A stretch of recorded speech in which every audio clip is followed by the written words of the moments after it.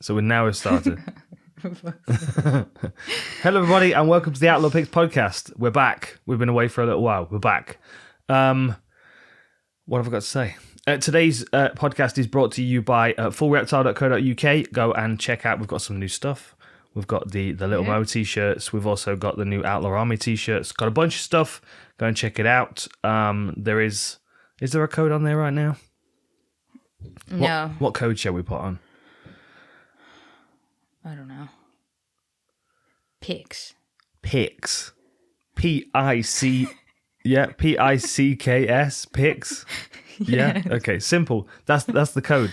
Use that code for 10% off. And also, Xbrain, xbrain.co.uk. Use the code OUTLAW and you will get 20% off. You want to go on there and get some of their hemp protein and some of their Neuroptimax and have yourself a good week of training. It's very hot outside. I have my summer outfit on and a slight tan, so I'm making the most of it wearing my summer t-shirts. Looks nice. Thanks. How are you doing? I'm good. Yeah, I know that because I've been with you. So I know, all the time. We can kind of just get straight into the podcast, can't we? Do you want to say anything about Yair and Ortega? Okay. I might get shit for this, but bear in mind, I love both of these fighters a lot, right? I'm a big fan of both of them. Big fan. But I feel like that just should have been a submission win for Yair.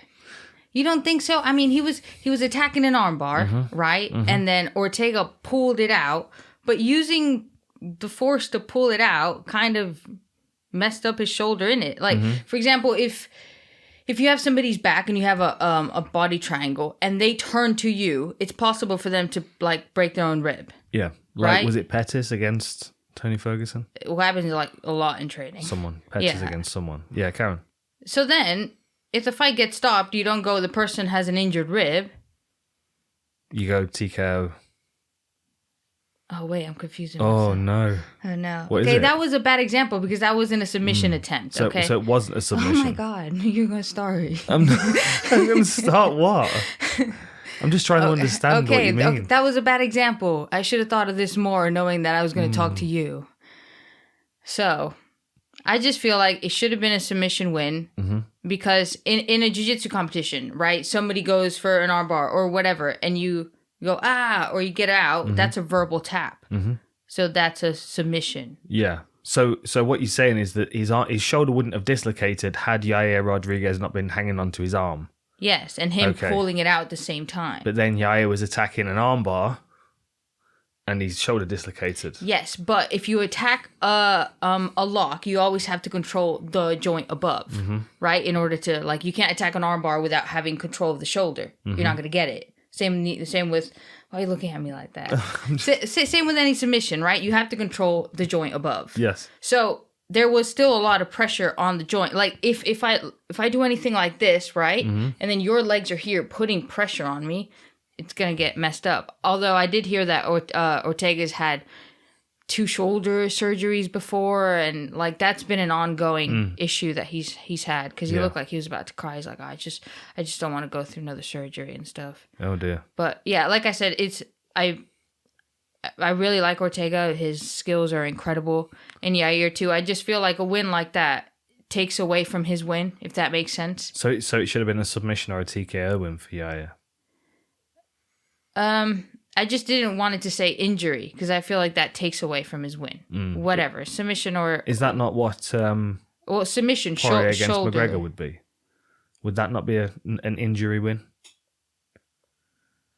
No, that's a TKO win. Is it? What about Frank Mir against Tim Sylvia, where his forearm breaks in the armbar? I wonder what that's listed at. Let me have a look. Because an injury is. Let's say if he would have fell down or like slipped and twisted his ankle, that's an injury because the other person had nothing to do with it. Yeah. What about? Do you remember? You probably don't remember Jake Ellenberger when he got his foot caught in the fence. I feel like that's an injury. I think that was listed as a TKO for Masvidal, and he was under fire, but he kind of kicked his toes into the fence and then got stuck. I see. Yeah, Frank Mir. I'm just looking for what that was listed as on his record because it was an armbar, but because he was lower than the elbow, he wasn't able to put pressure on the elbow, and you saw both the bones in the forearm snap one after the next. It was like snap, snap. That's a submission, isn't it? Tim Silva, yeah. It's classed as a technical submission. So is that what it should be then? Yes, that's it. Technical submission. A technical submission. That's what it is. Yes. It's a technical submission. It only took us like 4 minutes to get there. That's like if you've got somebody in a choke and then when the bell rings, they're unconscious. Yes. They didn't get a chance to tap out, so it's not a submission. Exactly. Technical submission. Technical submission. And what's it listed as? An injury?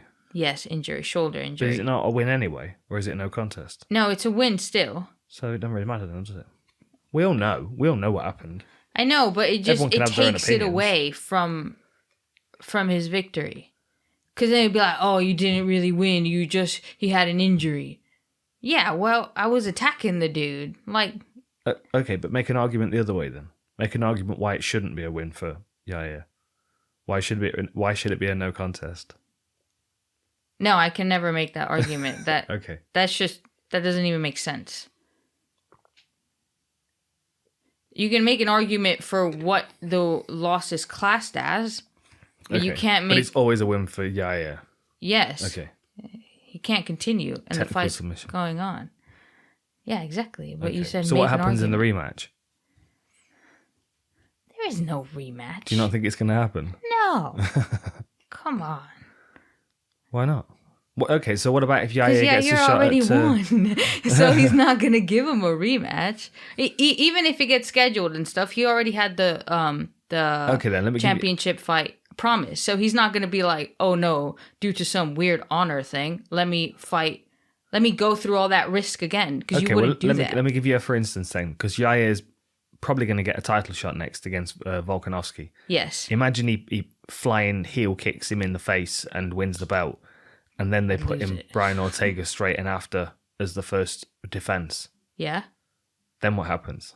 No, then that's okay. But I'm just saying he wouldn't choose like a rematch. Yeah, but what happens? That's what I'm asking you. Is what happens? I think Yair still wins. Does he? Yeah. Yeah. Dislocates his other arm. Don't say that. What? Because that's like mean. Why? Why is it? It's a fight sport. We know what's going to happen. Yeah, but it's something's to get beat up. But when you have an injury that takes you out for like such a long time, that just hurts you like mentally and all that. You just don't wish that on people. No. No, you wish to get like clean wins. Yeah. I don't know. If you had to be nasty, like be nasty. Serious damage on a few people. Mainly my opponents, but that's kind of the nature of the sport, right? Yeah. Okay, should we talk about these fights? Let's talk about these fights. Should we start right from the bottom? Yes. Have you got Tapology up? Yes. They recently just changed from yesterday. They've added Ľudovít, Klein, Mason Jones a bit higher up on the card. Yeah, exactly. Okay, so yours has got Dalby against Cláudio Silva. Yes. Hannibal. Hannibal. Yeah? Yes. Okay. Stats. Let me have a quick look at the stats. Where are they? We're a bit out of practice. Well, I am anyway. This is the part where you pull up the tail of the tape. It is normally, but we're not that organised. But we have got 3 cameras. Camera 1, camera 2, camera 3. I'm on not camera 3. You have to look at camera 3. Okay. There camera we go. 3. See? Nailed it. That's the thumbnail right there. Fire. Okay. So Cláudio Silva 14-3, Nicolas Dalby 19-4-1 with 2 no contests. Yes.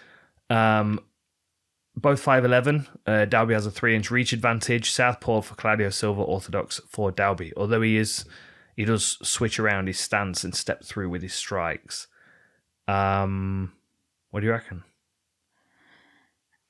Based on his Tapology picture, it doesn't look like the guy we saw in American Top Team. I had to recheck several times. Cláudio. Do you remember when you went for that we saw him? Yeah. And he was talking about the business plan he had for the Yes.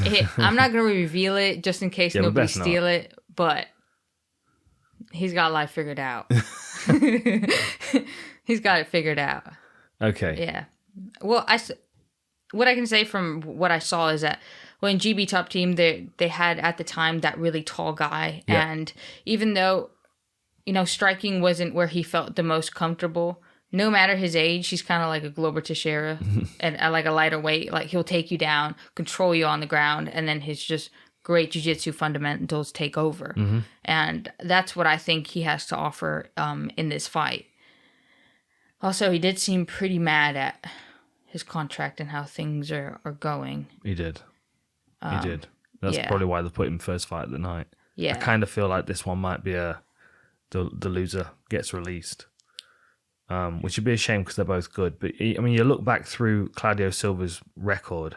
Man, there's a win over Leon Edwards. I mean, he's got good wins over good people. You know, Danny Roberts, armbar, neck crank over Cole Williams, rear naked choke, Nordine Taleb. He's got a very, very good ground game. But the problem is if you can't get it there, he tends to look a little bit slow and flat-footed. Yeah. And I think that's where Dalby's got the advantage. I think, of course, if it hits the floor, I feel like the technical ability goes to Cláudio, but I think Dalby's ability to keep it on the feet and be scrambly and have good footwork, as well as probably having a bit more polished conditioning, that might keep him in the fight. And I feel like Dalby's, you know, he's had a rough run in the UFC, hasn't he? Although one of them's been turned to a no contest.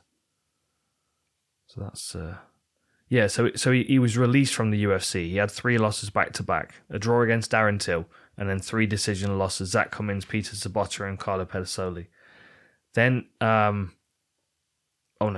that's 2 losses: a draw to Darren Till, and then 2 losses. Then he went to Cage Warriors and lost a split decision in his first fight outside of the UFC, but then won 3 in a row, and then a no contest against Ross Houston, which was no contest because it was a bloodbath. Do you remember that? Yeah, Marc stopped it. He was too like, slippy to stand up. It's too much. And with Jesse Bronson, it was on steroids. He got caught for steroids. Yes, it was, wasn't it? Yeah. Yeah. So, but he did lose that fight first round, rear naked choke, before it was turned to a no contest. Yeah. That's why I'm remembering that he's kind of on rough ground. Yeah. But he's really good on like kicking at the end when his opponents are backing off. Yep. And if he's able to defend takedowns and kind of like stuff Cláudio Silva's attacks and then start landing his offense, because he has quite a karate type of style. And where I feel like that style is useful is when you're trying to tag an opponent with shots. It gives you, I don't know if it's the stance, but something about it gives you a better, clear visual of where the holes are in your opponent. Yeah. It's much more about landing cleanly as well, as opposed to like landing with multiple shots. Yeah. Like there's a patience to that style of striking. Like when he fought Alex Lahore at Cage Warriors 103, I mean that was a 4th round stoppage, and that was a really good demonstration of his striking, because he was staying at distance, he was staying on the outside, and he kept stinging him. But then if he hit him and backed him up, or he hit him and got him to react, he was very good at following through with strikes afterwards, or high kicks on the end.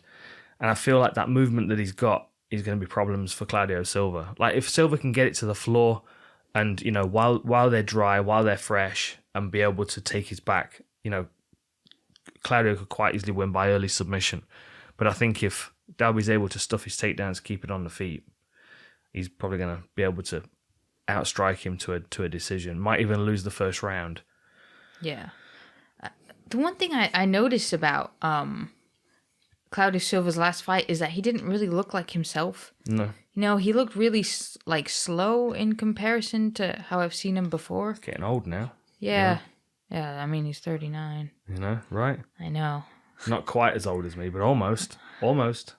September. You do look... no, he will be soon. Yeah, he does look a lot older than you. Yeah, but like significantly older. I'm not quite as flat-footed. I don't get hit quite as much. All right, who are you picking? I'm thinking Dalby's going to win a decision. He does good in when his crowd is backing him up. I think it's, first fight on the card. He knows who he's dealing with. He knows what to expect. He knows where he wins the fight. He's going to be really well conditioned. He's got that great back tattoo.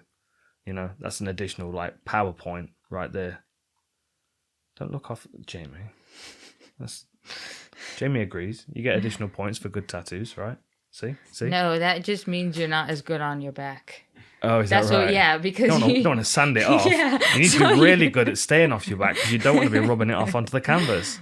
Or you don't practice being on your back very much. I just thought that. Yeah, I think Dalby's going to win a decision. I think he's going to lose the first round and possibly nearly get finished in the first round, but then pull back and win the next 2. 29-28, Dalby. Yeah. But if he doesn't, he's getting submitted in the first round. Yeah, but that's the point of the show, isn't it? Is that, you ask me what I think, and I ask you what you think, and I tell you what. And so, what are you saying that he's going to get submitted in the first round? Is that what you're saying? Are you going for Cláudio by submission in the first round? Yes, because he's a hard guy to.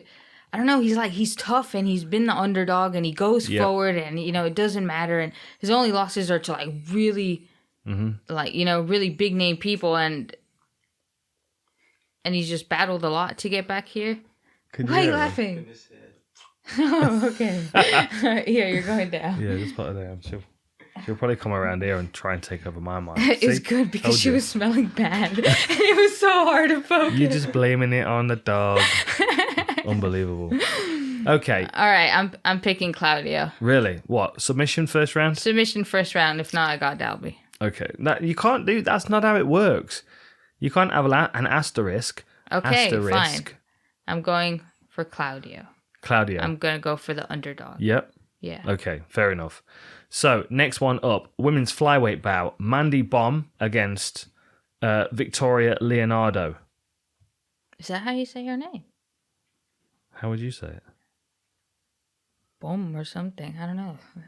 It just sounds like you say it like. How do you want to say it? Böhm. Böhm. Böhm. Yeah. Böhm. Böhm. Yeah. Böhm. Böhm. Okay, I think we get it. Mandy. Yes, Mandy versus Leonardo. There you go. Is that how you say her name? Okay, Mandy Böhm.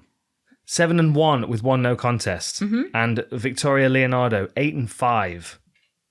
Isn't it 8-4? It's 8-5 on UFC stats, which is what we're going to get the stats off, right, Jamie? Yeah. That's although they're probably the reason why that is because they're counting. No, eight and what are you saying? It is 8-4. Yeah, 8-4 because she has an exhibition loss to Miranda Maverick, but that was an exhibition in Invicta, so maybe they counted that as a loss. Oh, okay, maybe. Yeah, but it was only one 5-minute round. Like, what is that? That's an exhibition, so you don't even you don't count it. Yeah, even in the houses, in the tough stuff, they do too, don't they? Yeah, 2 5s. Yeah.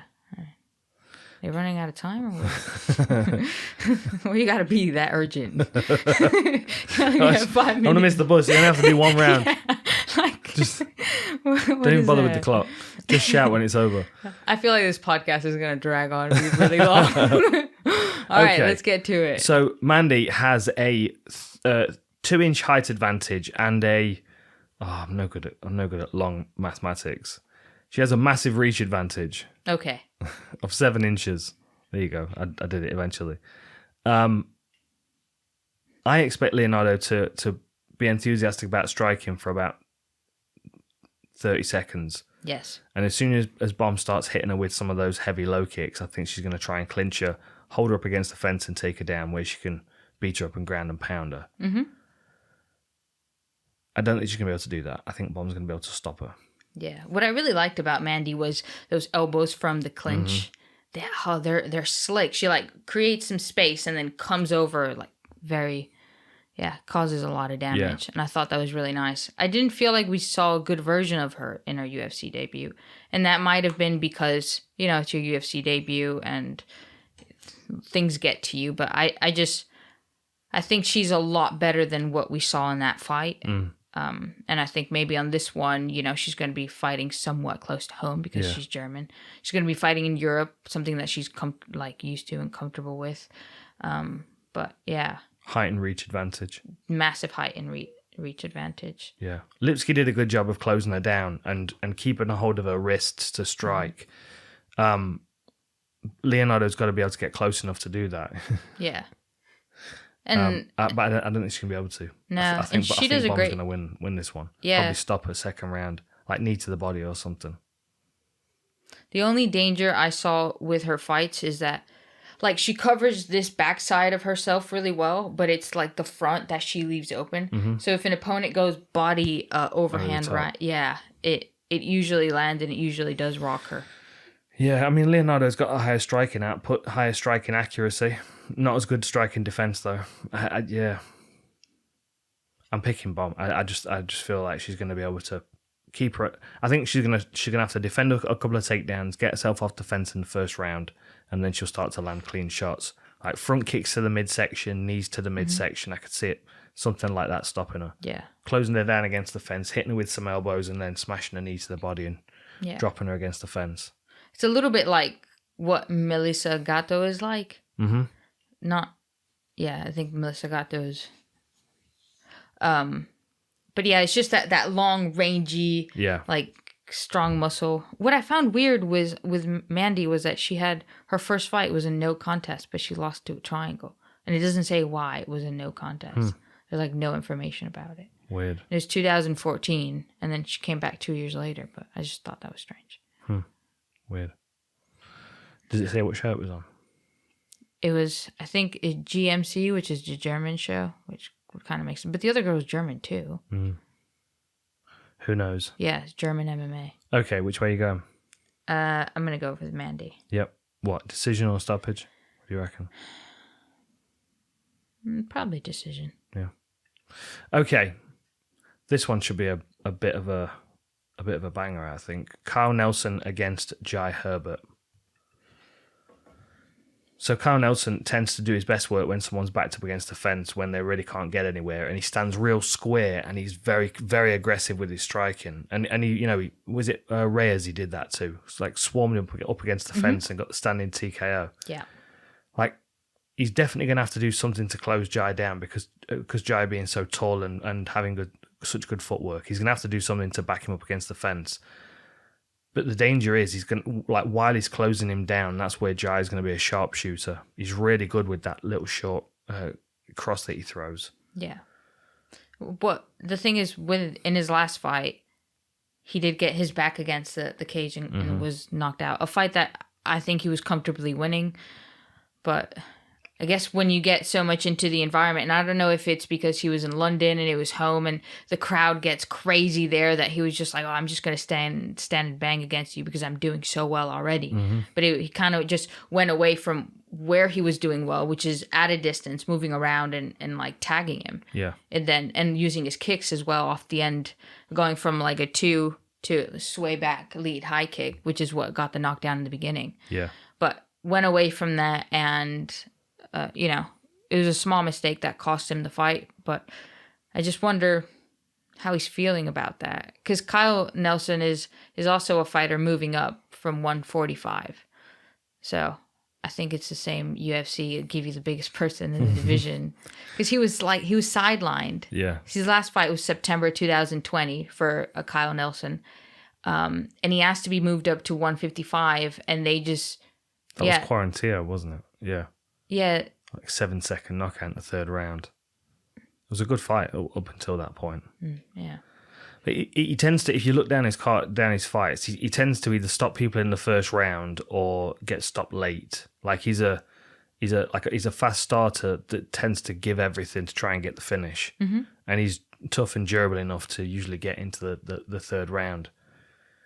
But then if you remember back to Jai Herbert against Trinaldo, same thing happened. Like, he was winning the fight. He was outpointing him, using his range, using his footwork, and then got caught in the third round. Like, the problem is he might feel a bit comfortable, a bit like Volkov against Derek Lewis, take his eye off the prize a bit, feel like he's coasting, and then get caught with something. Which has happened. Yeah. Yeah, I think Jai Herbert's going to do it. I think he'll be able to outpoint him. I think he'll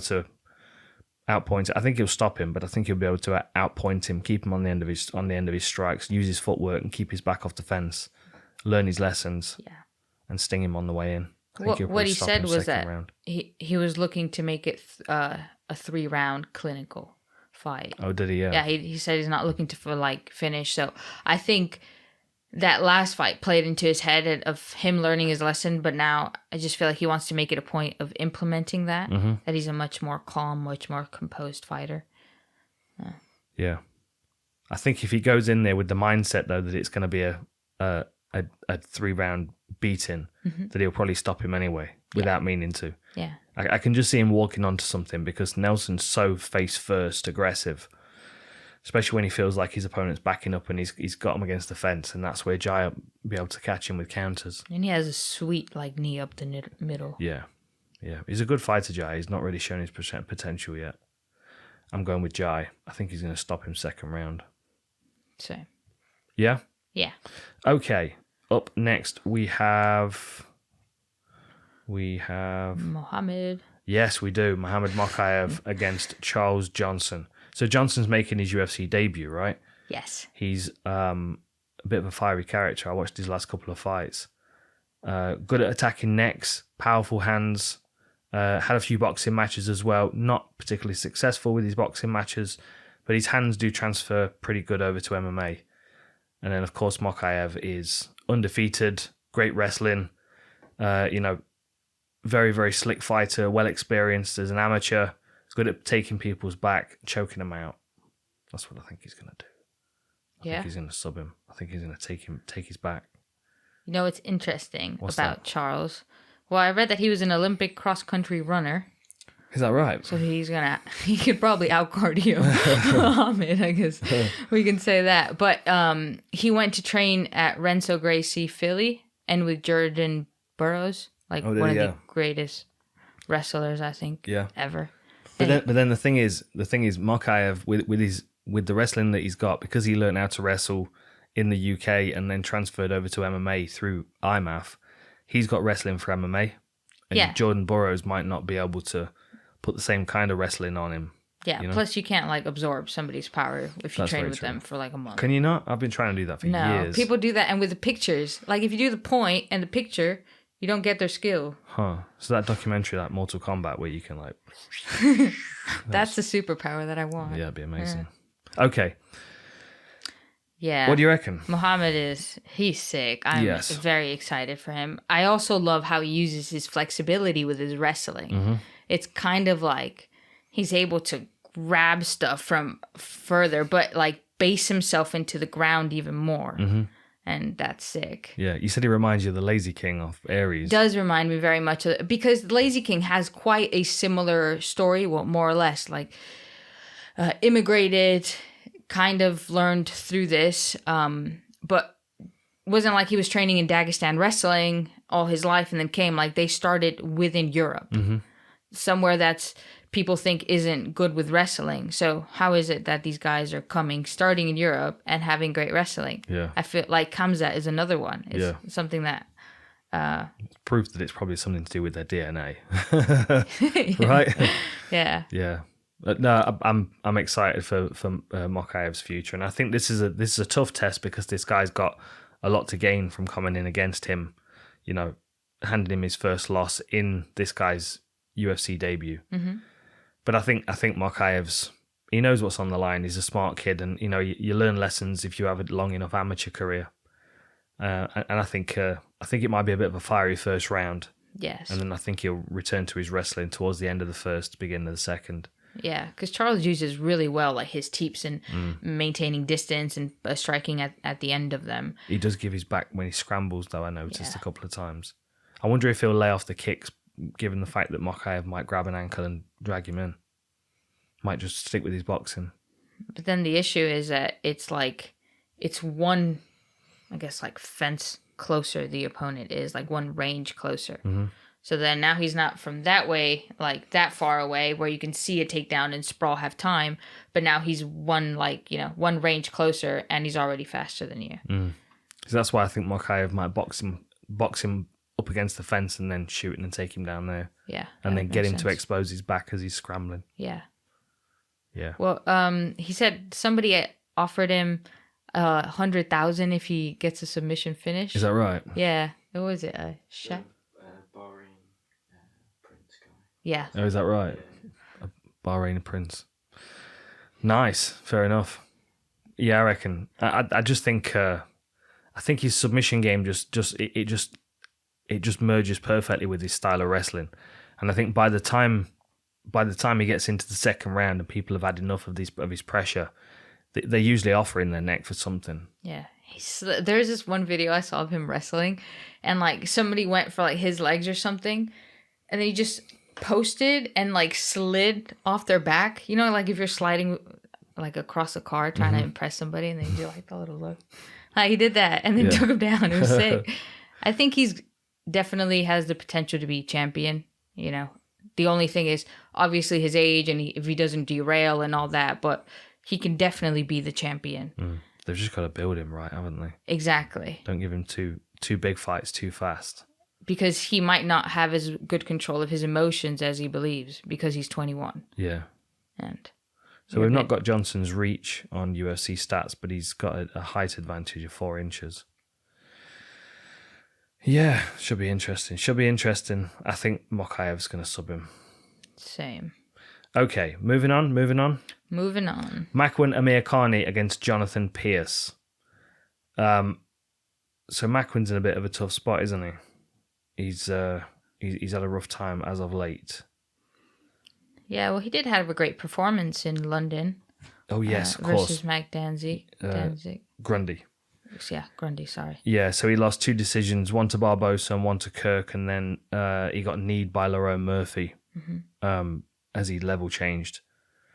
Yeah, but I felt when I was watching that fight, I saw it like I saw him go for it, but it was a little bit like obvious that he was going for it, and then he pretended to fake to throw a punch, but it didn't look as like clear. Like, dude, I could see it, see it from. I was like, ooh, that looks dangerous, and the knee happened because I hadn't watched it before. It was a moment where I was like, oh, that's not very great.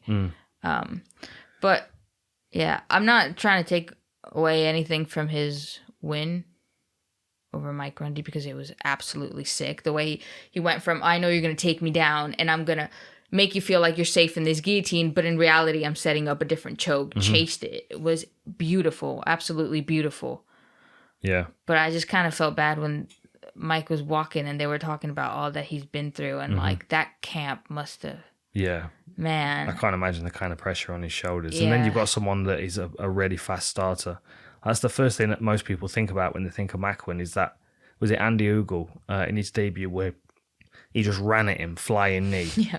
Like he's a really, really fast, chaotic starter, mainly because he doesn't really mind where he lands. He's got good wrestling. I think he's Greco, isn't he? His style. Yeah, it's a Greco background. Yeah, he's got good wrestling and he's got really good submissions from a lot of different positions.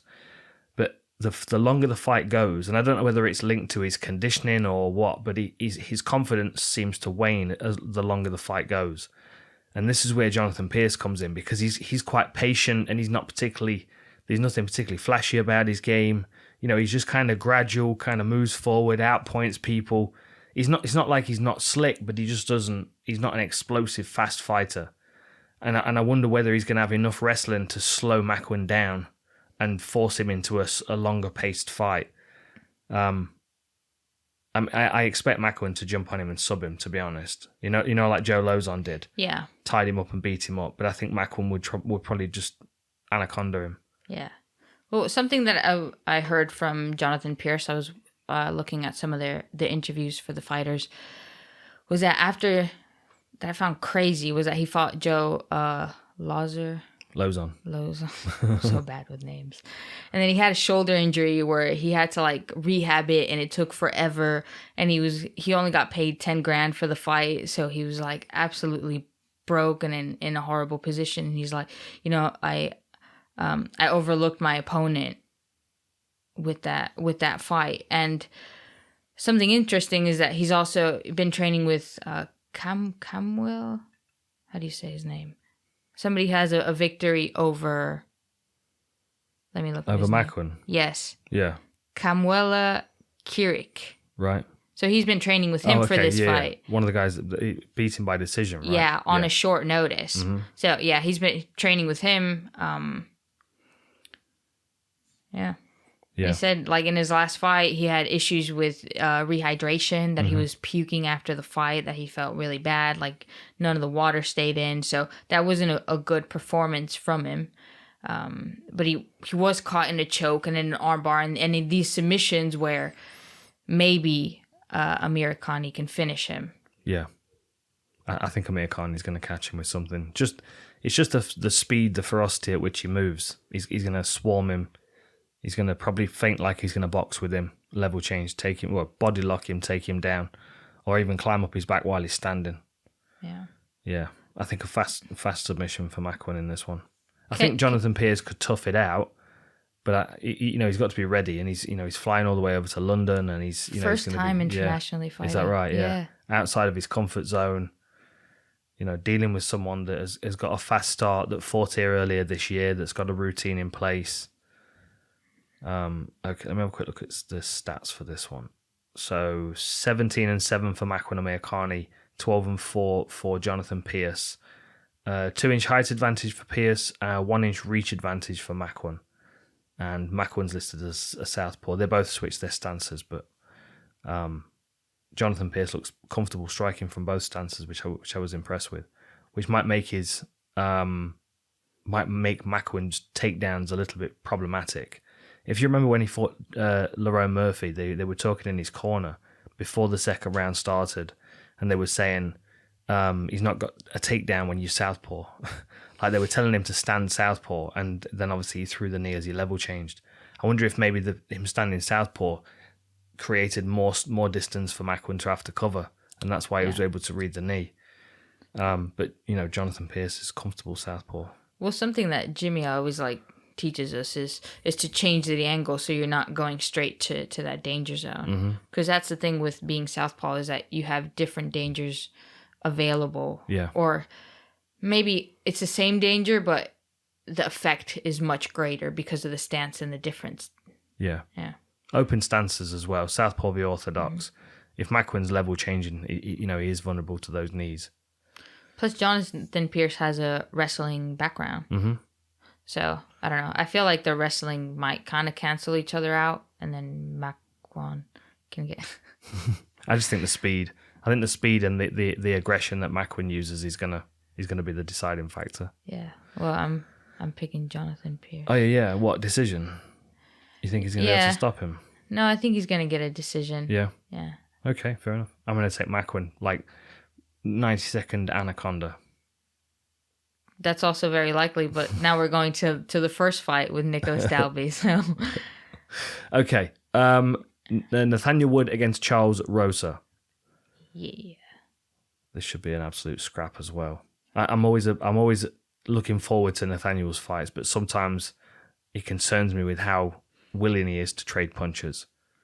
The one thing that surprises me when I see him train is how much he uses wrestling.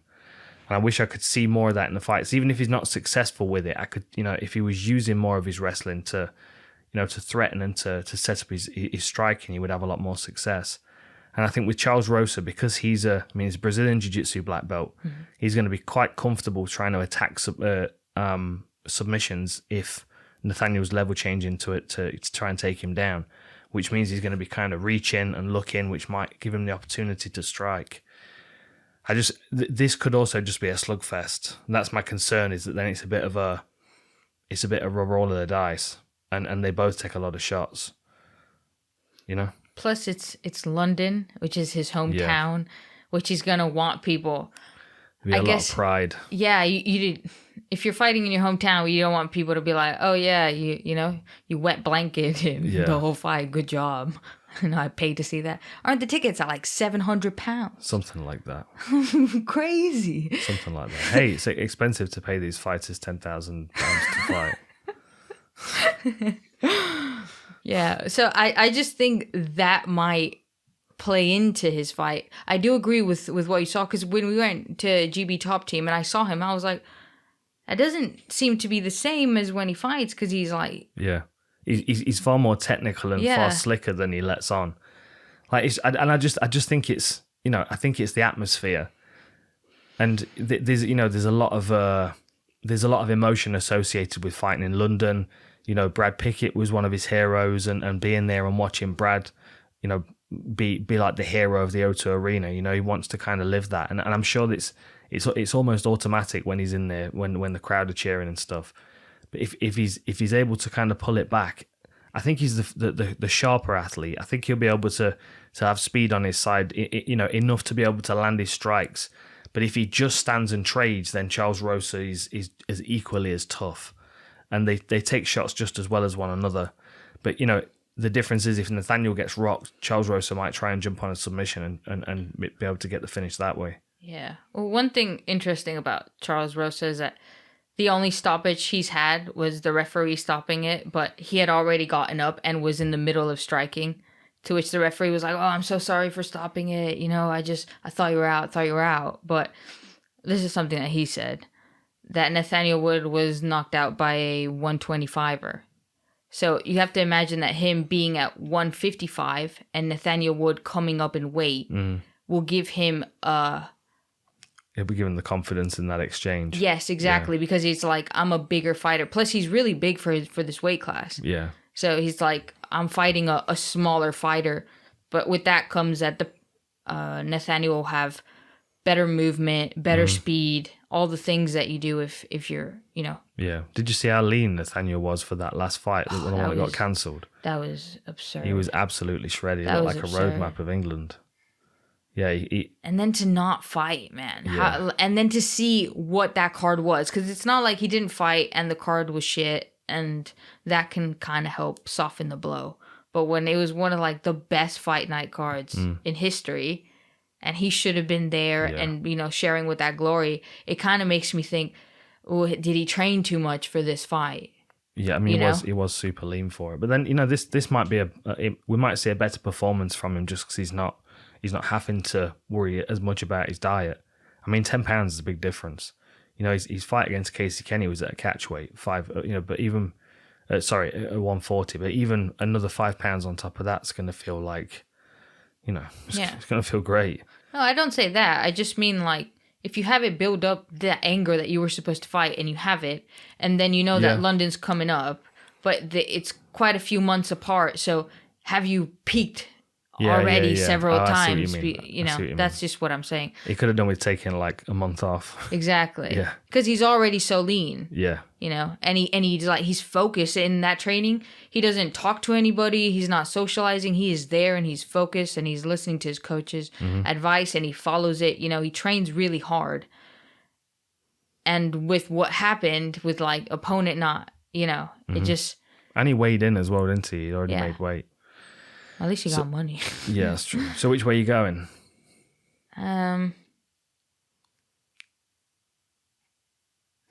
Which way you go? Oh, okay. I think Nathaniel Wood's going to win a decision. I think this one's going to be a contender for fight of the night.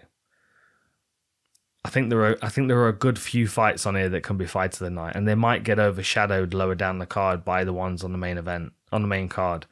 But I think, you know, Mason Jones, Ľudovít, Klein could be fight of the night. Hadžović against Diakiese, but this one as well. I think this block of three, like the three that end the prelims according to the Tapology page, are the ones that are going to be contenders for fight of the night. I think. No, I absolutely agree. You know, like the Makwan and Amirkhani, Jonathan Pearce one. That's going to go really fast, or it's going to be a steady beat down. Yeah. But Wood and Rosa could be just mad back and forth the whole time. Diakiese looked really good the other week when we saw him, and we know how tough Hadžović is. He can throw 10, 15 strike combinations and then reset for 20 seconds and then go again. You know, really, really good conditioning. And then Klein against Jones, an absolute war. And then we're into the main card. It's a hell of an event. Yeah. So which way are you going on this one? I'm thinking Nathaniel Wood's going to win a decision. It might be a split decision. It's going to be a close fight. Yes. So for me in my head, I have Nathaniel Wood, who Brad Pickett has already trained with Charles Rosa. Yep. And he has 3 other teammates that have, so he's working with people that know him very well. He's ATT, isn't he, Charles Rosa? Yeah. And then Charles Rosa has now started to incorporate a lot of strength and conditioning to where he's more explosive and not kind of like pulling out the fight. But yeah, I think Nathaniel Wood is just going to get the energy from the crowd and get it done. Yeah. Yeah. What? Finish? Decision? No, decision. Decision. You're not yeah. finishing. Rosa. Yeah, no, I don't think so either. I think it's going to be an absolute war. Yeah. Yeah. Same thing with Nathaniel Wood, though. Like, you remember the fight against Josh Reed on Cage Warriors, where like Josh Reed was just unloading and Nathaniel was like eyes spinning like a fruit machine, and they just came out of nowhere with this massive punch. Yeah, looking forward to that one. Okay. Marc Diakiese against Damir Hadžović. So, stats on this one. Hang on a minute. What?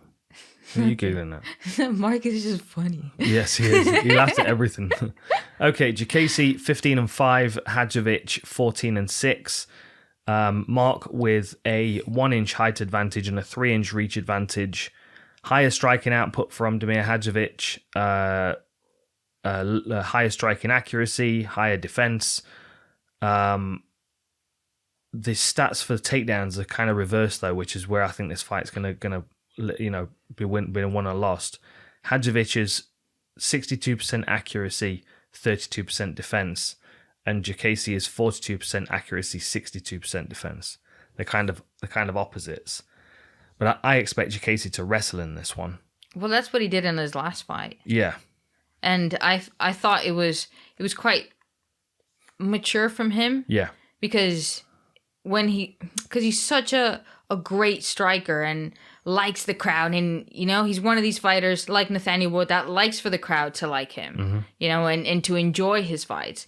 But then this was something that he mentioned to me while we were talking, is that, man, you're winning and like you get everything and people just praise you and stuff, but you get like a few losses, and it was kind of like that realization of what was really there. Yeah. To where he's how like, temporary it is. Yeah. Like, oh, okay. So that's what the game is. All right. If the game's winning, I'm gonna win. Yeah.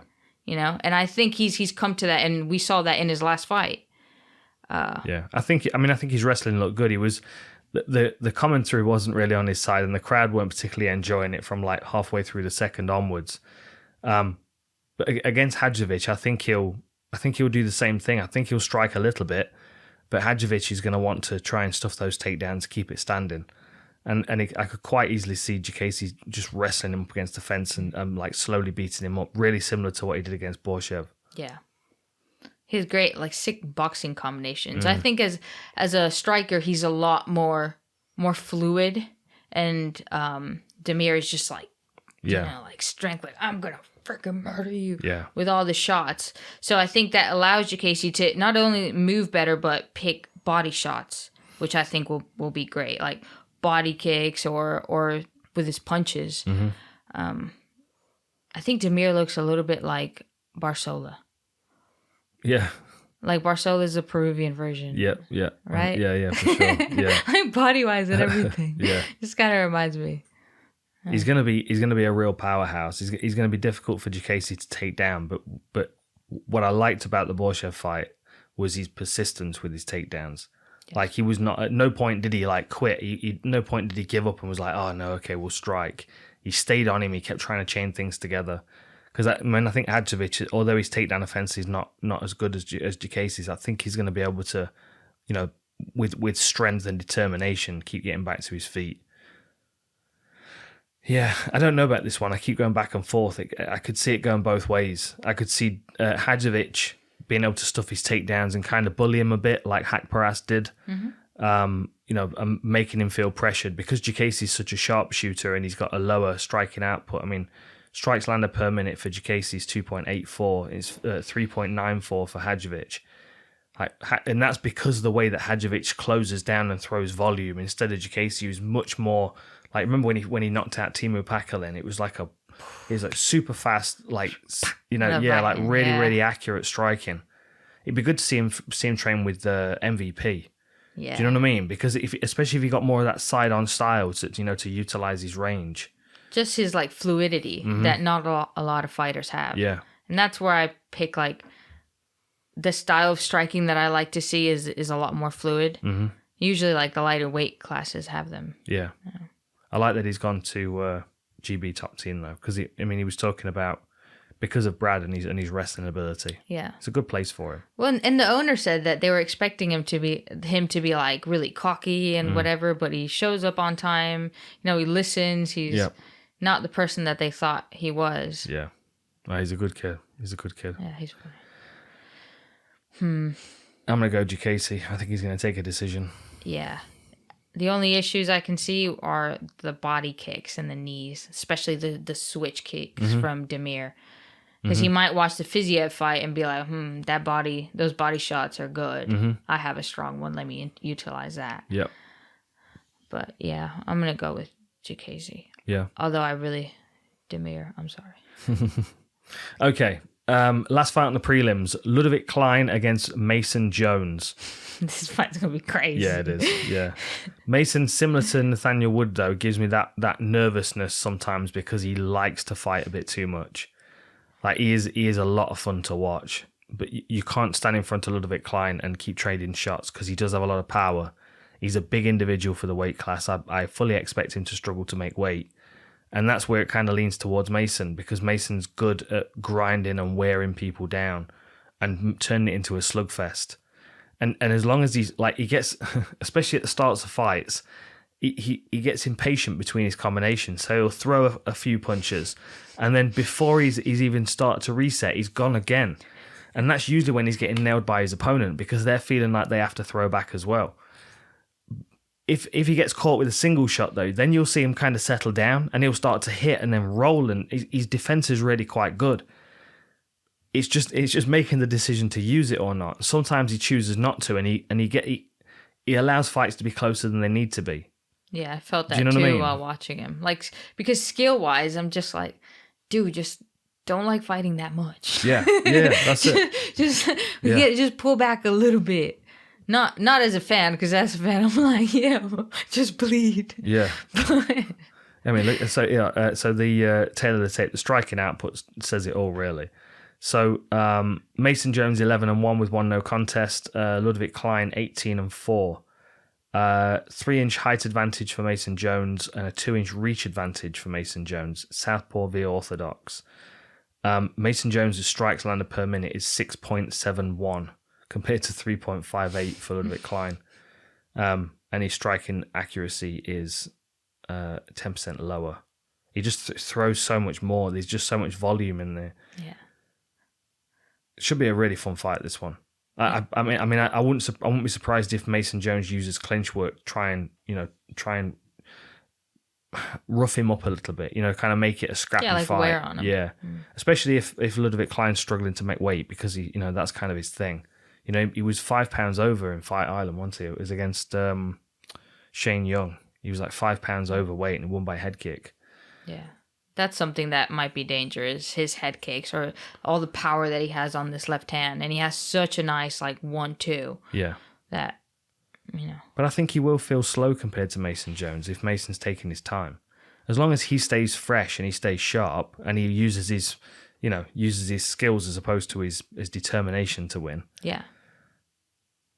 I just feel like, how can he be faster if he has fatter cheeks? Yeah, it was just cut cheeks, and it was just like a little bit of potato cheeks. So there's some scar tissue there. That's why. Okay. He had some bloody fights on Cage Warriors. Then he had some bangers on Cage Warriors. Oh, he's amazing to watch. This fight's gonna be great. Yeah. Yeah, like you said, those three, except for Marc and Damir, that might be a crazy fight or that might be a smart fight from Marc. Yeah. I think this one's of the Brits on the card. I think this is the most difficult. I just feel like Klein is a big, powerful individual. He's got a lot of experience. He knows how to win fights, and Mason's a gamer, and I think sometimes that can work against him, especially because when you look at the experience difference, 18-4 compared to 11-1. Klein's going to know what to expect from Mason because he's going to have watched his fights and he'll see that he can get reckless. Mm-hmm. If Mason comes in with a smart head on his shoulders and takes his time, I think he can outbox Klein and then start to rough him up with clinch work and dirty boxing, maybe even get him to the floor when he starts to get tired. Because Klein will tire, he will slow down. We saw that against Landwehr. He started off really well in that one, but Landwehr was just tough. Yeah. Tough, durable, dragged himself back into the fight and then ended up winning in the third round by sub.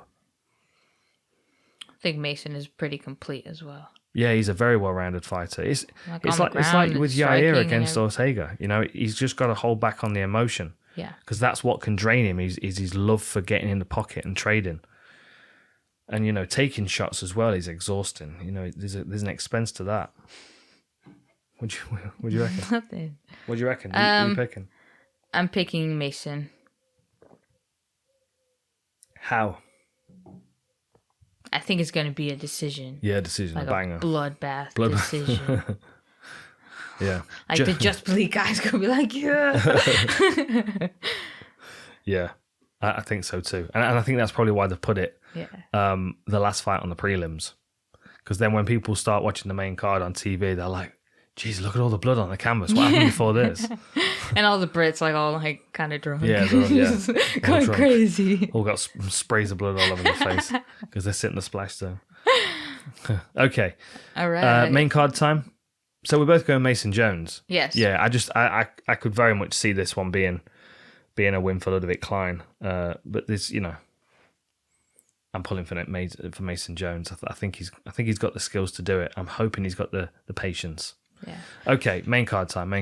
One thing that I found really weird about this fight card is that usually on Tapology there's a lot of fights that are, pretty even. Yeah. Maybe but this one is very one-sided to the fighter.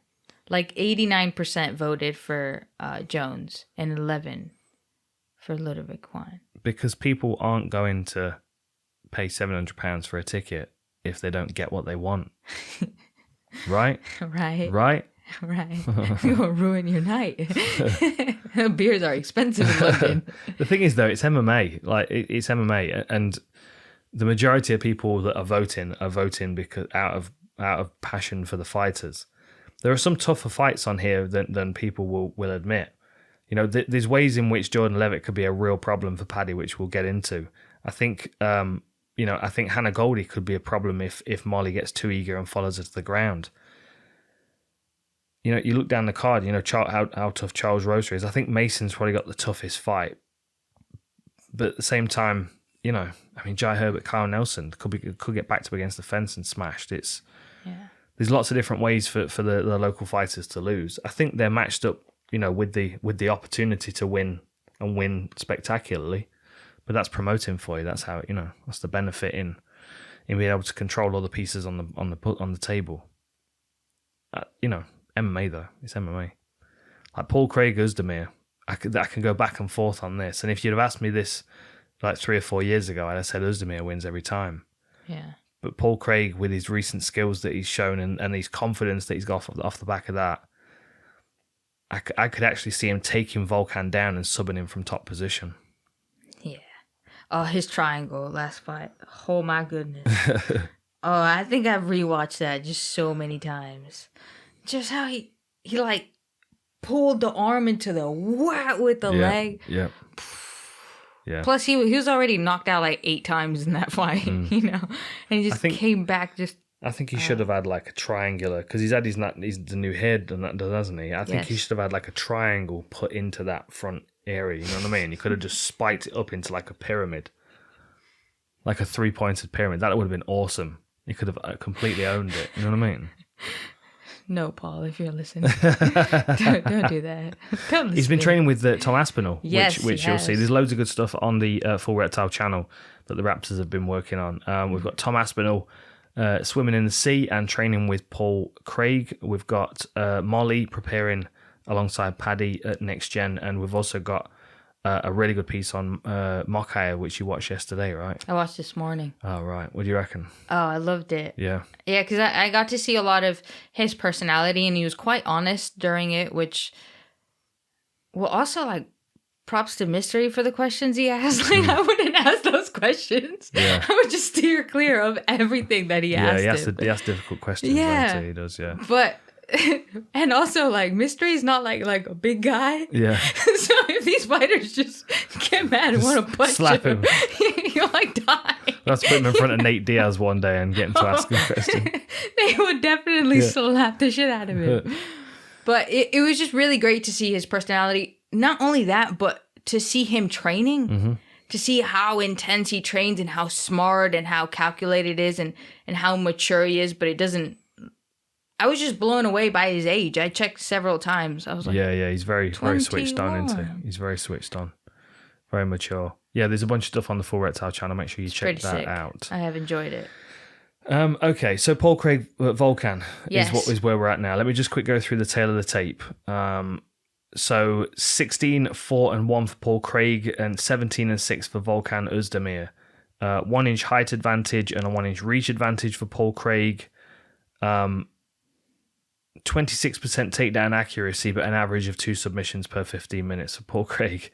He doesn't generally dominate people with his takedowns, but I do feel like he might be able to get Volkan down. Volkan's got 80% takedown defense, but I just feel like Paul Craig will get a hold of him and tangle him up and just drag him to the floor somehow. It wouldn't surprise me if he's able to beat him up from top position and sub him, maybe a rear naked choke or something. Like Anthony Smith. Yeah. Yeah. I like Volkan. He's dangerous at close range striking, but Paul Craig is not comfortable close range striking. He's either going to be right on the end of his point of his kicks, because he has got some good kicks if you let him go. Yeah. He's either going to be right on the end of his kicks, or he's going to be closing distance and grabbing a hold of him, tangle up with him and dragging him to the floor. And for Oezdemir to have good takedown defense, he does, but it's more typical takedowns, double legs against the fence. People trying to hit singles on him. I think just tangling and dragging, I think he gets taken down. Yeah. Plus, Paul Craig is the Rocky Balboa of jiu-jitsu. Right. Hit me again so I can pull the submission out of thin air. I feel like he should be more marketed by the UFC. Yeah. He has such a awesome personality. Plus, he loves like movie villains, and he can do all the voices, and just really represents his country well. Just so much stuff that you can just. Man, he should be a giant star, and they're the not. problem is how many Americans can understand what he's saying without subtitles. Put the subtitles. But that's always the barrier, though, isn't it? But how many other people understand Paddy Pimblett? Well, he doesn't say too much, so he's easy to follow. Whereas Paul talks quite a lot. Yeah. And if the room's busy and he's talking, I have to kind of watch him talk sometimes, because he has sarcastic little things that are so funny. Yeah. He's got a very kind of deep voice and a very kind of strong accent, so it's easy for people to not understand what he's saying. I think that's one of the reasons why he's not got as much camera time as he should. I know, but you can have him like Braveheart stuff. Yeah, it was the same when they did. The Ultimate Fighter, the UK Ultimate Fighter. And they had Andre and, who else was on there? Ross Pearson. Couldn't understand their accents. They subtitled them on the show. But it does make a difference. It does. That's why Bisping's accent sounds like he's been living in California for 20 years now. He's had to kind of tweak his accent so people understand him better. And why mine's now slipped back towards just, Midlands. Cause... What up, mate? Hey, me duck? Is that the word? That's the word, yeah. Honestly, excuse my language, I call bullshit on that. I feel like Paul Craig should have a lot of publicity. He should, yeah, I agree. He's a school teacher. Maybe they're scared of him. Maybe it's the face paint. I was a little bit scared, to be honest, because he's a really ginormous dude. Yeah, I was a little bit scared. And when he was explaining to me, what was it? His daughter having a boyfriend. Ain't nobody worth dating that. like if you were a girl and Paul Craig's daughter, I would really just answer the door with his Braveheart face paint. Fuck that. I'm sorry, honey. Nope. Yeah. Yeah. So what do you reckon to this fight then? I think Paul Craig, unfortunately for Volkan, I feel like he had a really nice spike, and now is just maybe doesn't have that momentum or that urge to train as much, or I just don't really see him as the same fighter when I saw him coming up, knocking everybody out. He still has knockout power. Yeah. Paul Craig still gets hit, and that can always happen, but he's like a good consistent test for the top 10. Yes. Or maybe top 10 now, but top 5, you look who he's lost to, you look who he's beaten. He came in short notice against OSP. OSP Serkinov Manoa, 3 wins. Lost to Cormier, lost to Anthony Smith, lost to Dominic Reyes. Beat Latifi, beat Rakic, lost to Brashka, lost to Ankalaev. He's like a good filter. You can see the people that get through are title contenders or, future champions. Yeah, absolutely. I'm going to go with Paul Craig. Yeah. Yeah, I think so too. I think he's going to sub him from the top. I think he's going to be able to get the fight to the floor, either sweep him to top position or land in top position, and then beat him up and sub him. I have a theory. Oh. I feel like Paul Craig does the Rocky Balboa submissions because Lego is expensive. Oh, is that right? Is that right? Yes. He's going for he's losing the entire fight and then grabbing the submission in the last second. Because if you do that, 100% you're getting the bonus. You're definitely getting it. And Lego is expensive. I mean, it's plastic. Why Lego? I understand you guys do a lot of, donations but I mean, donate a little bit to me. So you can buy more Lego with it. Yeah, good idea. Great idea. Yeah. That's a good theory. It is a great theory. Would make a lot of sense. Lego needs to do him a like a Brickheads, like a Paul Craig. Oh, you'd put it right here. You'd move somebody for sure. to put I it. would absolutely. Or like right here. Yeah, I would. Or something. With the face paint right here. Uh-huh. Yeah, for sure. That would be good. Okay. And the kilt. Yes. The skirt. You almost said, yeah. The kilt. Kilt. Okay.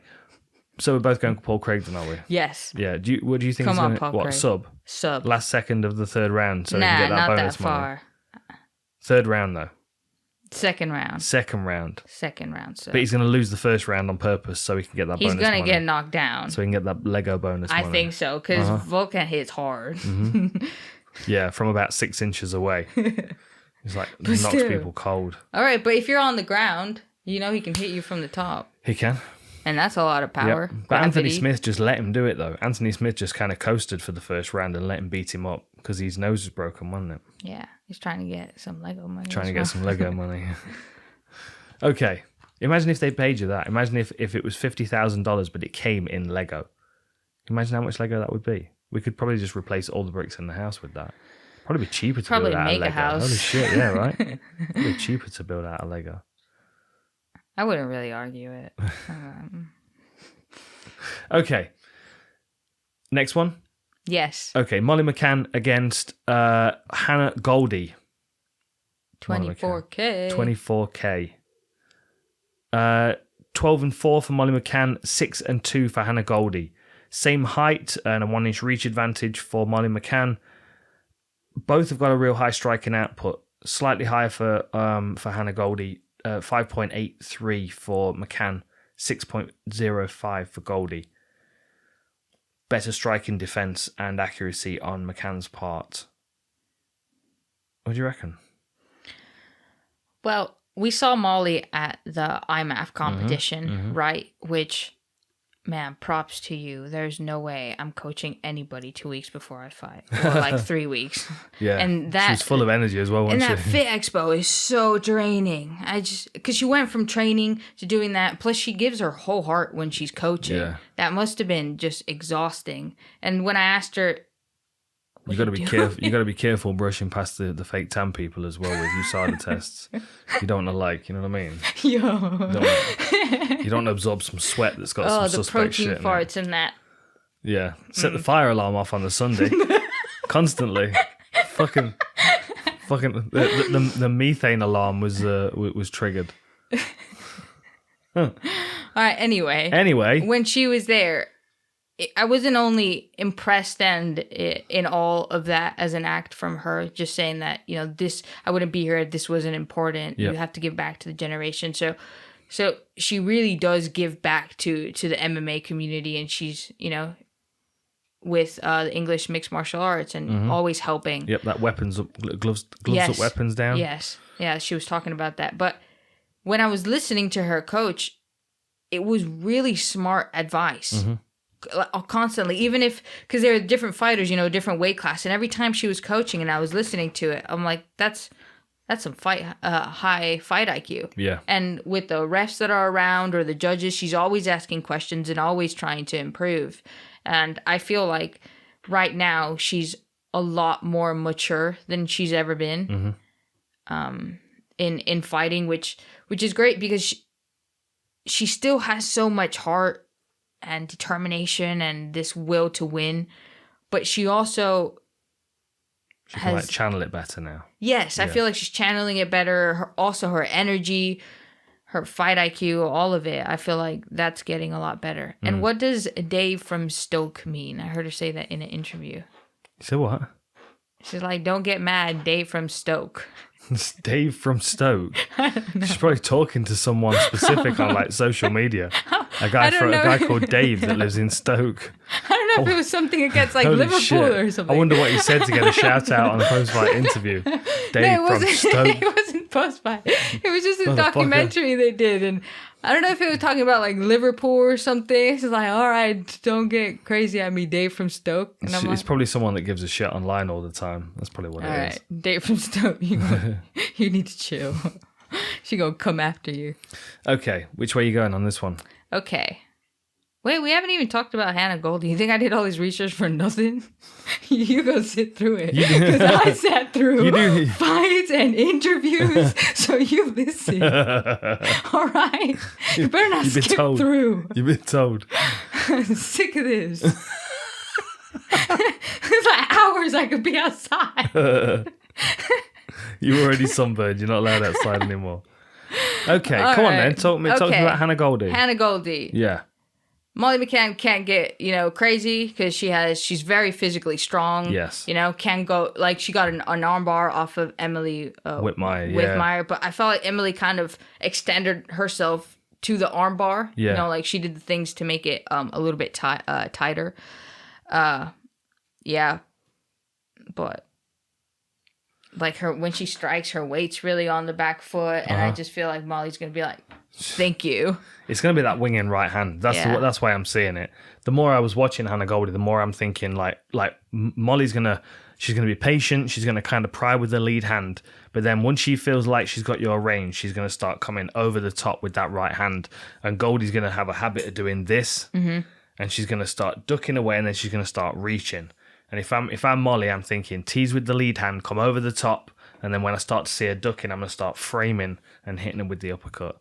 And I can see Molly nailing her with both of those, uppercut to then left hook. Yeah. Do you think maybe Molly gets a submission? No, I just think she's going to box her up. Yeah? I think she'll box her up. I think the more she hits her, the more the crowd will cheer.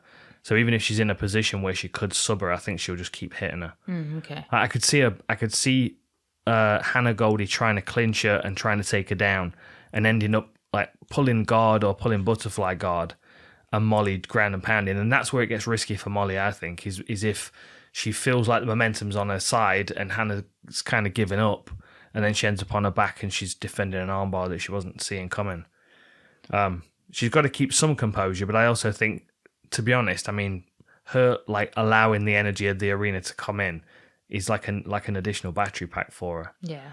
So I think it'll do her good. I just think she needs to be cautious at that last range when she's potentially at armbar range. Plus, she looked like she's been working on a lot of judo techniques. I keep seeing like judo stuff from her pop up. And when Hannah Goldie fought Emily Whitmire, it was that overhooking judo throw with a step through that got the takedown.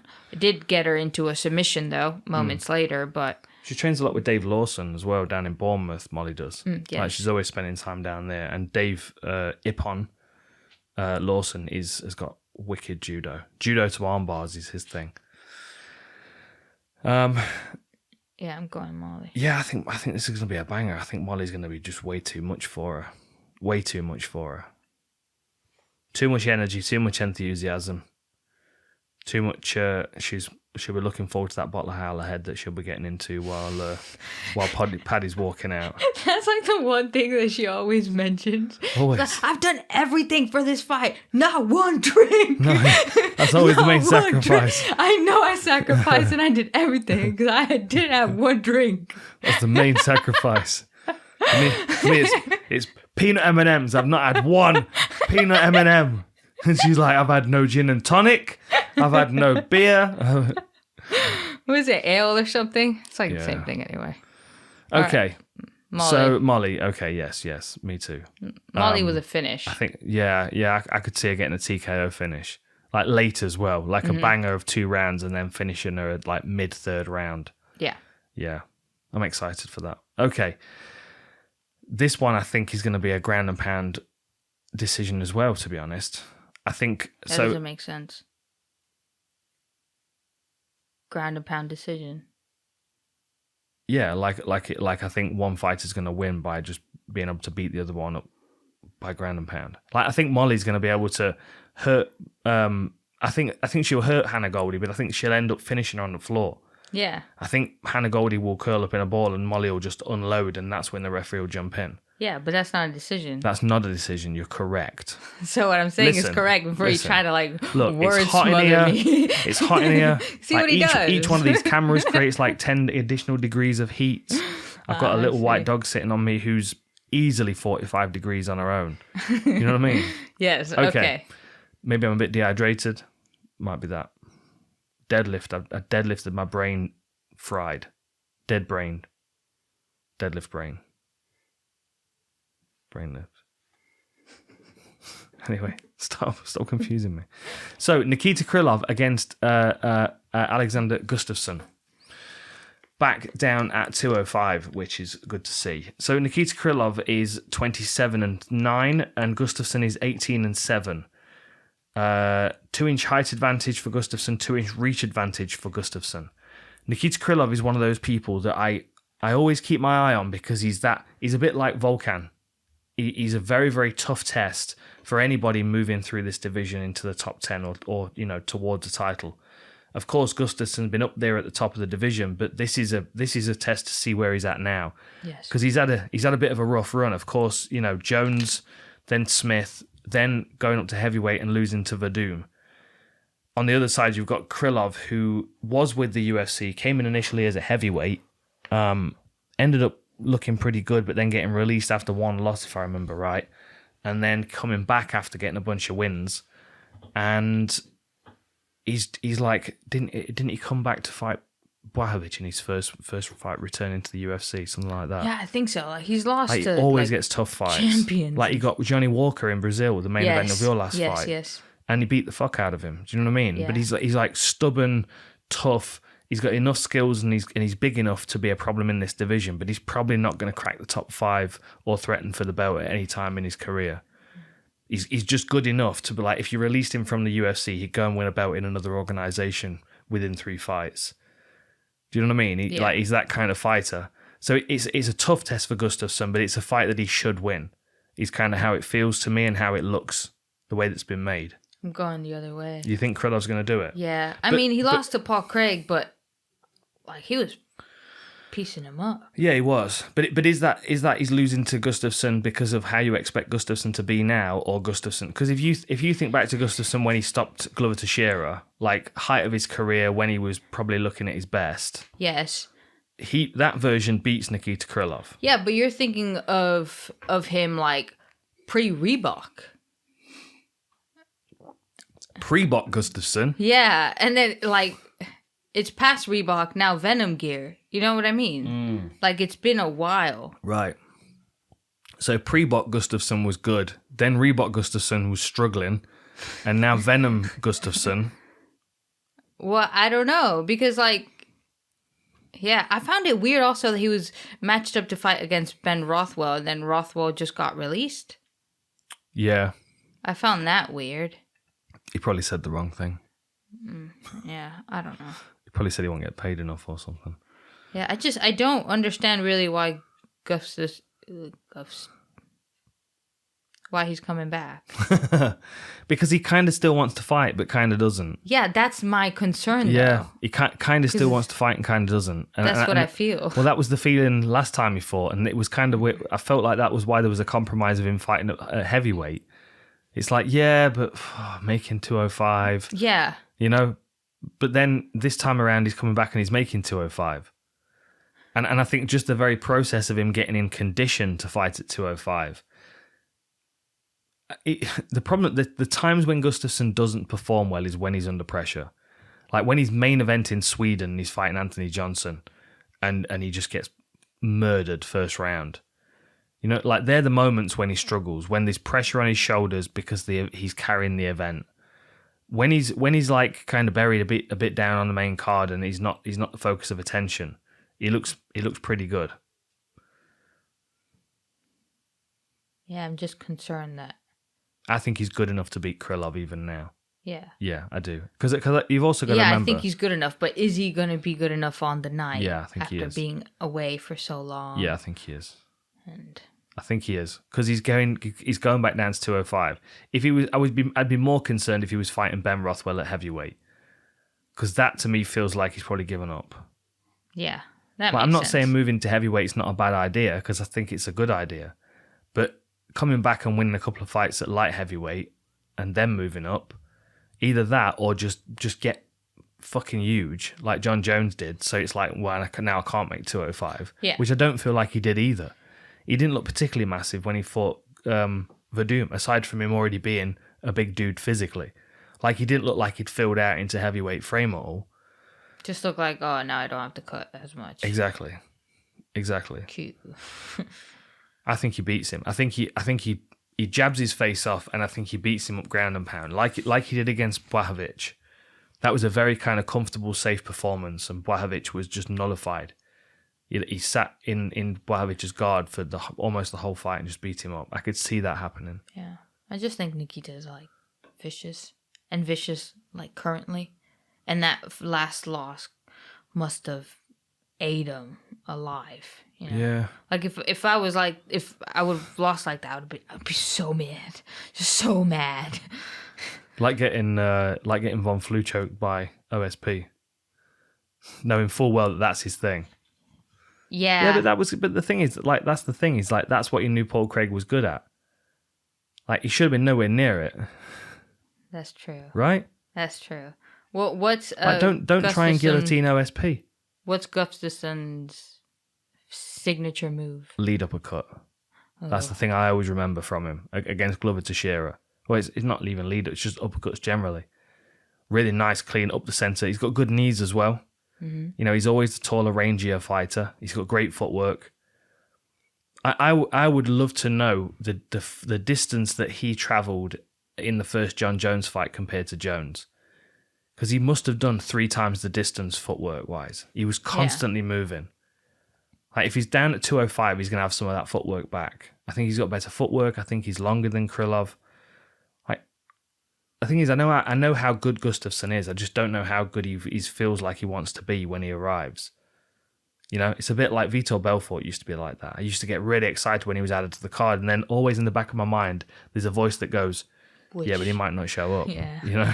Which one are we getting? Yeah. And I think the times when Gustafsson doesn't show up is not because he doesn't want to. It's because he's fully expected to. Yes. And here I think, you know, he's kind of a bit flying low on the card. You know, he's fighting Krylov, who's not a big talker. No one's going to be paying much attention to him. He's from the Donetsk Republic, according to Vladimir Putin. Although on his Tapology page, he's still got the Ukrainian flag. Please don't bomb this house. This bunker, buried deep within the core of England, they would never find it. Okay. That's why I keep all my priceless action figures in here, you see. Ah, I see. Because it's undetectable, unfindable. Is that your force Deep field? nuclear bunker. Yeah. Okay. I'm going built with by my Nikita. friend Grant. My friend Grant built it for me. What? Pay attention. Sorry, I think I'm jet lagged or something. Nikita Krylov, you are? Okay, no. No, I'm going to go with Gustafsson. Okay, it's picks. I'm think allowed to pick. You are allowed to pick. You can't say no. You are allowed to pick. You're just wrong. You're just wrong. Okay. If we go through the podcast that we've done together, I've gotten more correct picks than you in every single one. Yeah, that's because you pick and choose the shows where, you know, there's the easy picks. Me and Jamie are slogging it out through the fight nights when no one knows who the fuck's fighting. Like, who's this guy? I'd never heard of him before. He's fighting in some, like, chicken coop or some, like, boxing ring that's in a sports hall in Russia. I'm like, what? How is this guy gone from here fighting in like Adidas tracksuit bottoms? Honestly, right? Well, I do all you that get the for easy Aries. ones. You get the big cards. All Yeah, right. okay, yeah, okay. So I'm still doing that, just not for the Okay, picks. fair enough, that's true. I'll give you that. Okay, so you're going with Krylov then? Yes. What, decision? I think TKO. I'm sorry. Nope. I think Gustafsson's going to do it. I think he's going to look. I think he's going to look yeah. strong. I think he's going to outstrike him and outgrapple him and beat him up on the floor, and he's going to win a unanimous decision. People will be underwhelmed and they'll complain about it, but he will have got a win on his record. Yeah.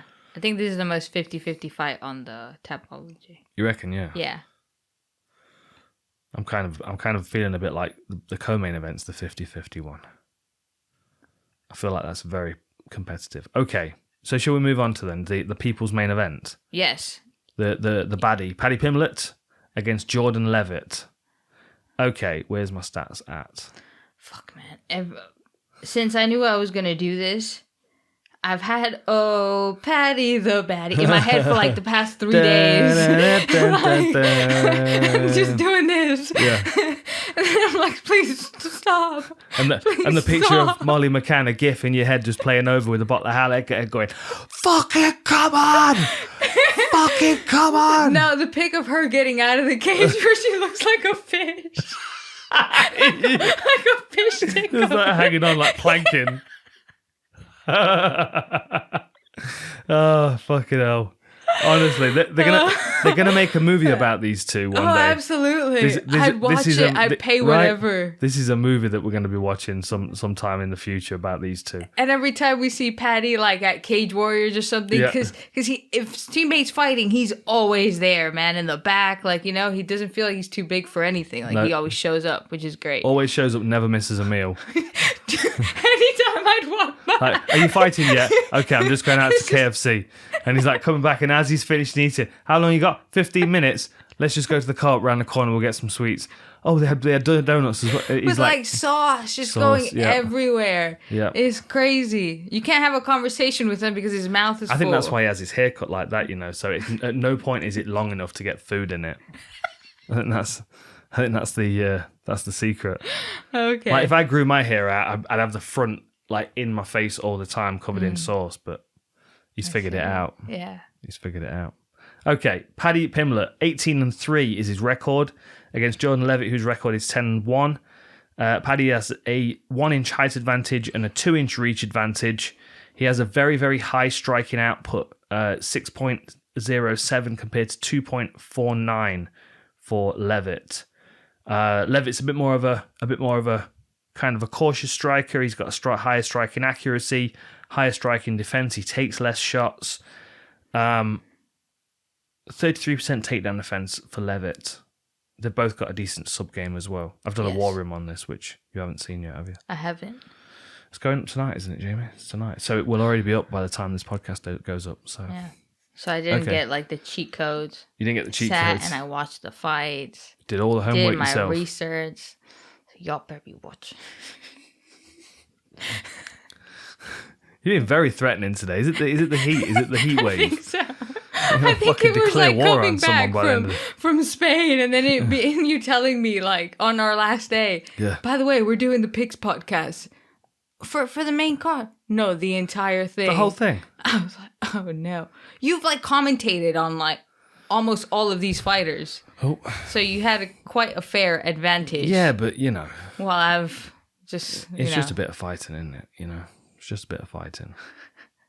Okay, so who do you think? Paddy Pimblett, Jordan Leavitt. Yeah, Scousers, we don't get knocked out. That was so bad. He's been close a couple of times though. He takes a lot of risks. I think in this fight, this is. I mean, it's a perfectly made fight for him to show his striking ability.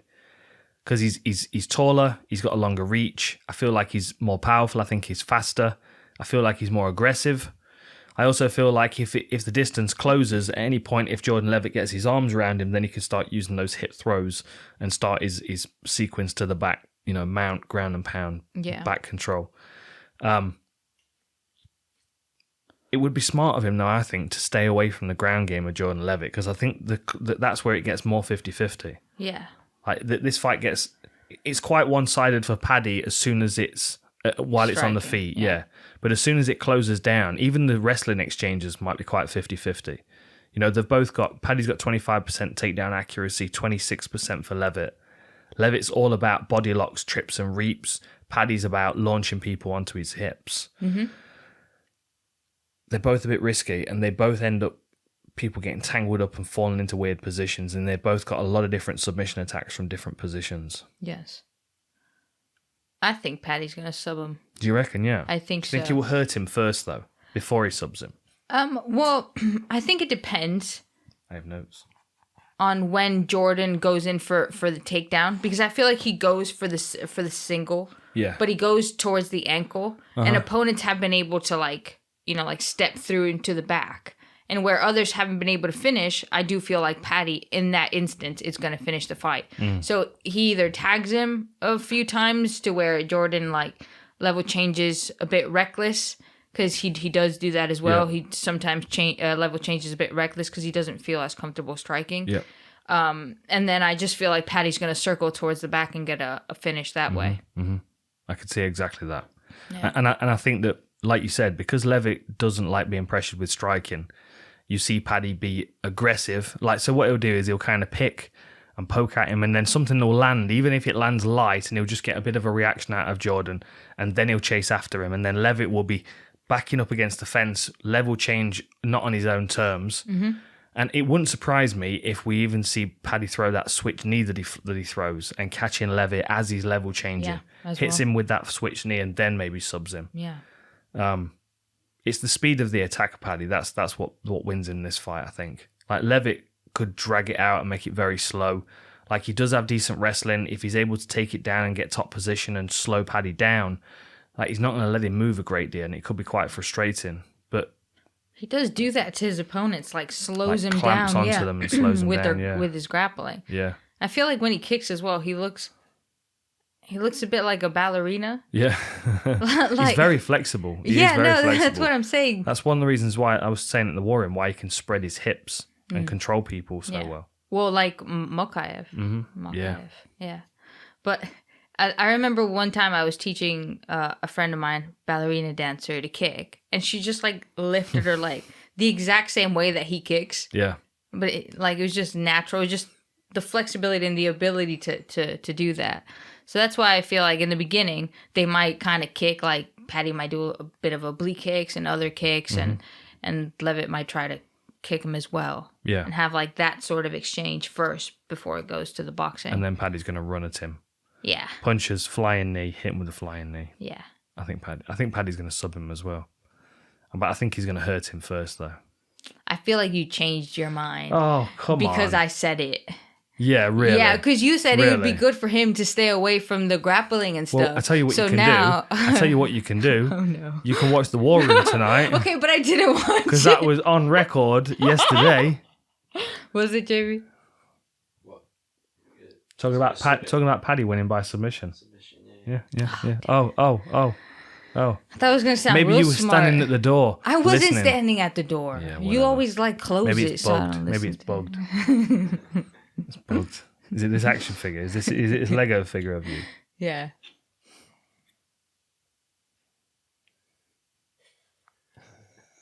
Okay, where were we? So Pimblett submission.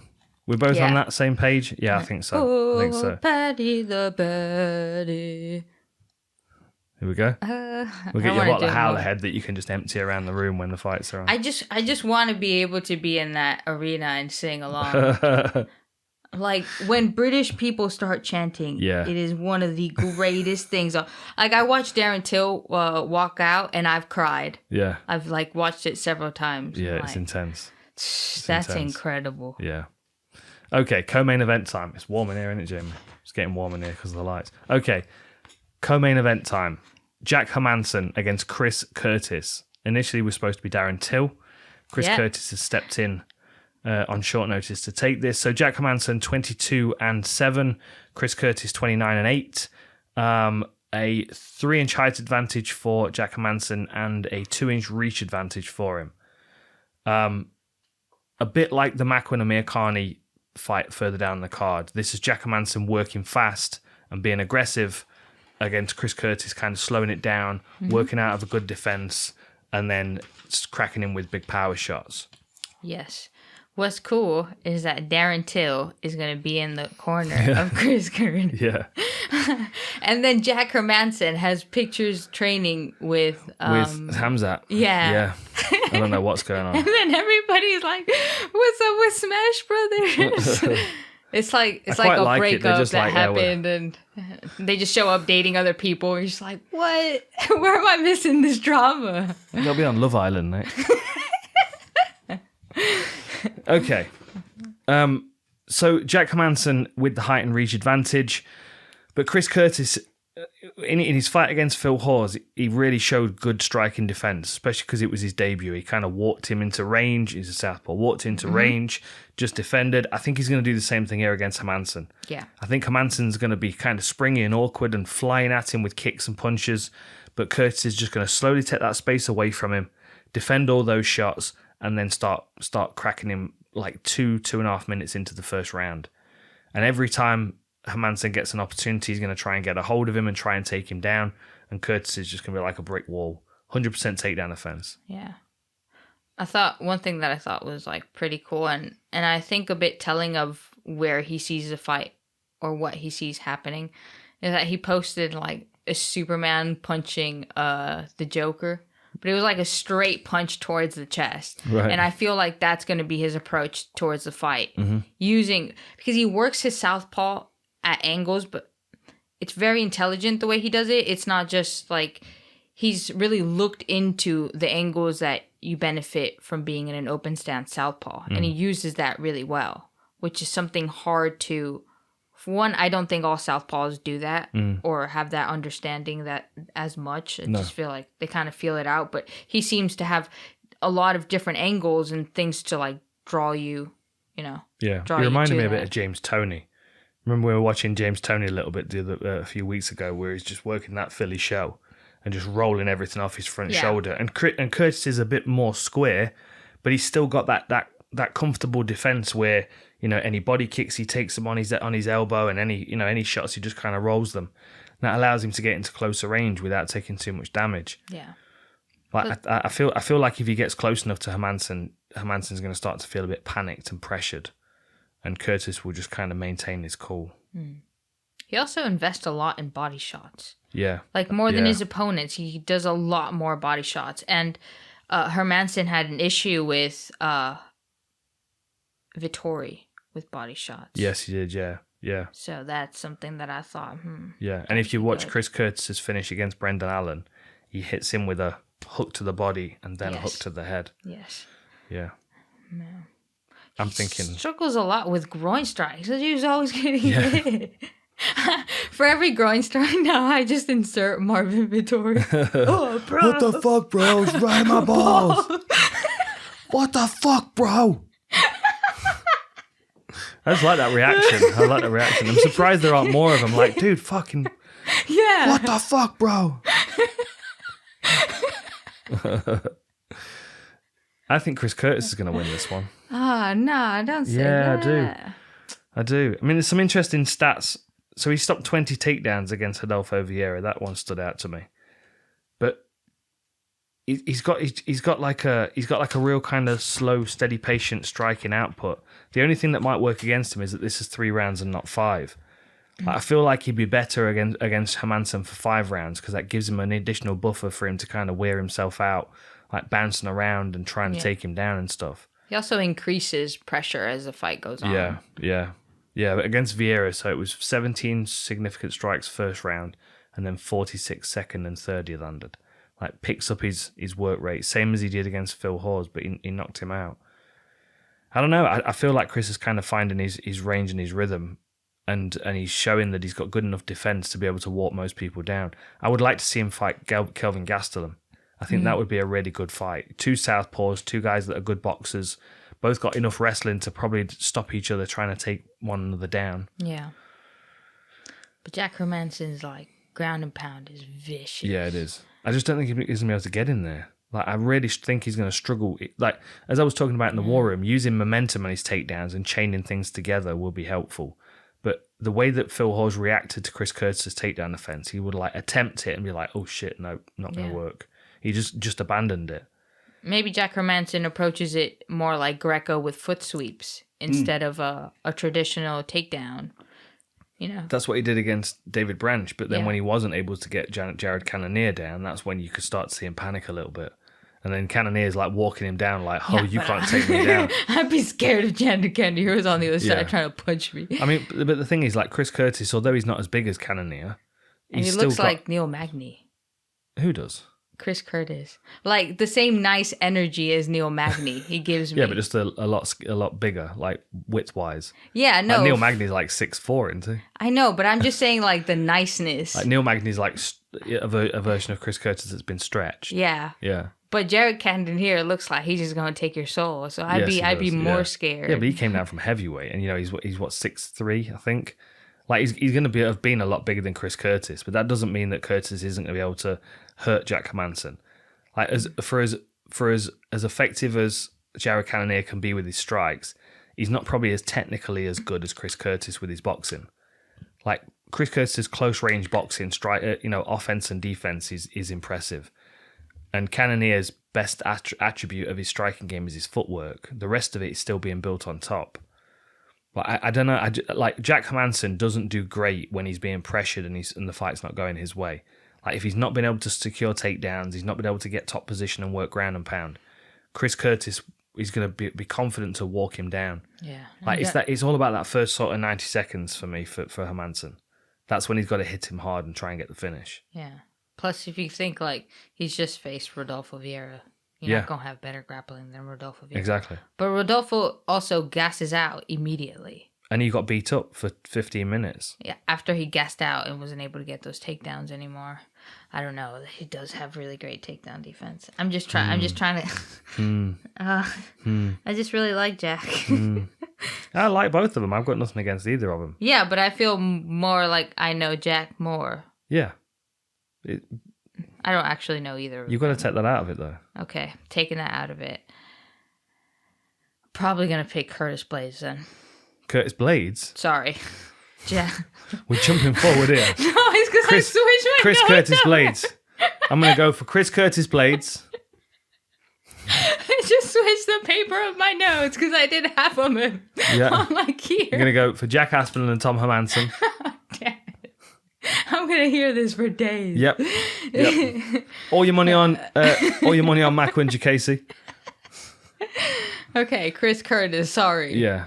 So you've changed your mind, have you? And you were giving me shit for that just a minute ago. Yeah, but although I didn't change my mind, as Jamie's proof. Jamie, you can't back me up. It was like yesterday with the flowers. I don't need Jamie to back you up. I've got War Room to back me up. Whatever. Okay. So I think Chris Curtis is going up from like a real good win streak as well. Yeah. And what was your initial prediction? Was it Jack Hermansson? That says Jack Hermansson there on your paper. That says Jack Fine. Hermansson. Jack Hermansson submission. Oh. Jokatine. From up. From up. From standing. He's gonna jump from the ladder in the middle of the octagon. Yeah, he's gonna put one foot in the cage. Anthony Pettis wrap a Jokatine, fall to the ground, submit, get the crowd going crazy. Yeah. 50K, what's up? 50K, what's up? And then he's gonna call out Curtis Blaydes. Okay, so you're actually going Jack Hermansson now, are you? Or is it just because I've just pressured you to go back to your original decision? No, I'm going Jack Hermansson because... But I did convince you Chris Curtis is going to win. Yeah, but Chris Curtis is also taking this on like a 2-week notice and also taking it because he's getting a giant pay bump and a new contract. Love it. No, I think that's great. I think that's great, but... He's getting a big pay bump. Yeah, I just feel like when that happens, maybe you like rush into it and don't really care what happens, you know? Yeah. Because either way, he comes over, he loses. Yeah, but he's got 37 fights on his record. He's past Kieran. You know what I mean? He's already at that stage of his career where he's like, 1987. He's been around for ages. Yeah. I think... He's going to roll the dice. He's going to do it. I do think so. Yeah. Okay. Main event. Chris Curtis. Main event. Tom Aspinall against Curtis Blaydes. Oh, thank you for overpronouncing that for me. I have more notepads. Hang on. Have you done the war room for this one already? Yes. Yeah, you did that one. And the BT breakdown sport, which was sick. Got too many notepads. we go. Look at that. Okay. My notes are chaos. No one else can understand them. So, Curtis Blaydes against Tom Aspinall. So, Curtis Blaydes is 16-3 with 1 no contest. Tom Aspinall is 12-2. 1 inch height advantage for Tom Aspinall. 2 inch reach advantage for Curtis Blaydes. Tom Aspinall with shorter average fight time.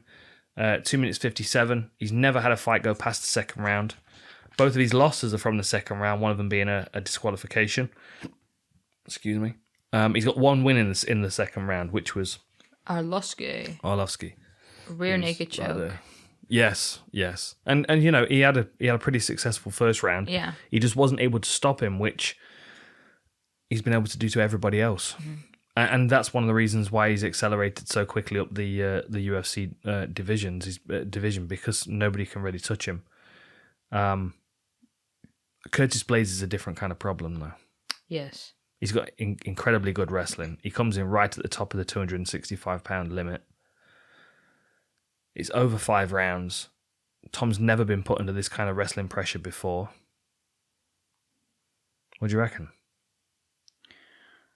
I reckon Tom Aspinall's going to win. Yeah? I'm just going to straight up give it to you. Straight up give it to me. He is a lot bigger in person than I thought he... Yes. Because he looks a little bit like a big child. Yeah. on camera, you know? Yeah. Maybe that's why people don't take him that serious, because, like, he's not one of these, like, Francis Ngannou looking big, crazy, strong fighters. He just looks like a giant. He's like a big 12-year-old that's drawn a beard on. Yeah. And he's got that kind of fresh-faced smiles. Like, yeah, exactly. Yeah. Like, I know what you mean. He doesn't trash talk as well, so it's kind of like he's stopping everybody. Yeah. Like, it's hard to believe because he doesn't look like it. Not even struggling either. Yeah, just making it easy. Like, even he was surprised how easy Volkov was. I was chatting to him at Cage Warriors about it, and he was like, I was expecting it to be, a few rounds. Yeah. But he just cruised through him. What was cool is that if you see the video Mystery did with Tom Aspinall, I don't know if you were there too.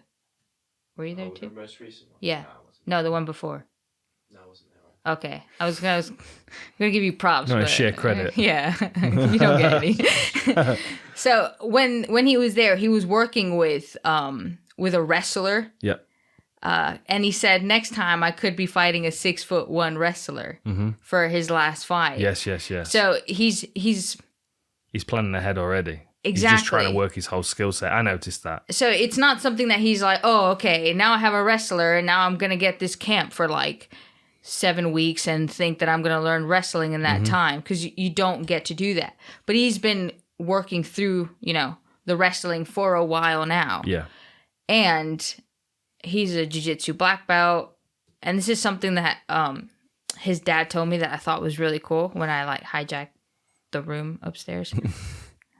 What do you call that? Those like boxes to see the Cage Warriors thing. Oh yeah, the viewing. Yeah, the box. Yeah. I didn't think he was gonna come, so I just went inside. He just took over Tom Aspinall's. And he just came in. He's like, "Is it okay if I come in? Can I join you in my private VIP box?" I was like, "Oh my god, swallow me!" I could have picked any other one, but it was weird how small his dad is in comparison. Yeah. Right. Well, when I was speaking to him, his dad, I believe, is like an engineer in something. I don't remember.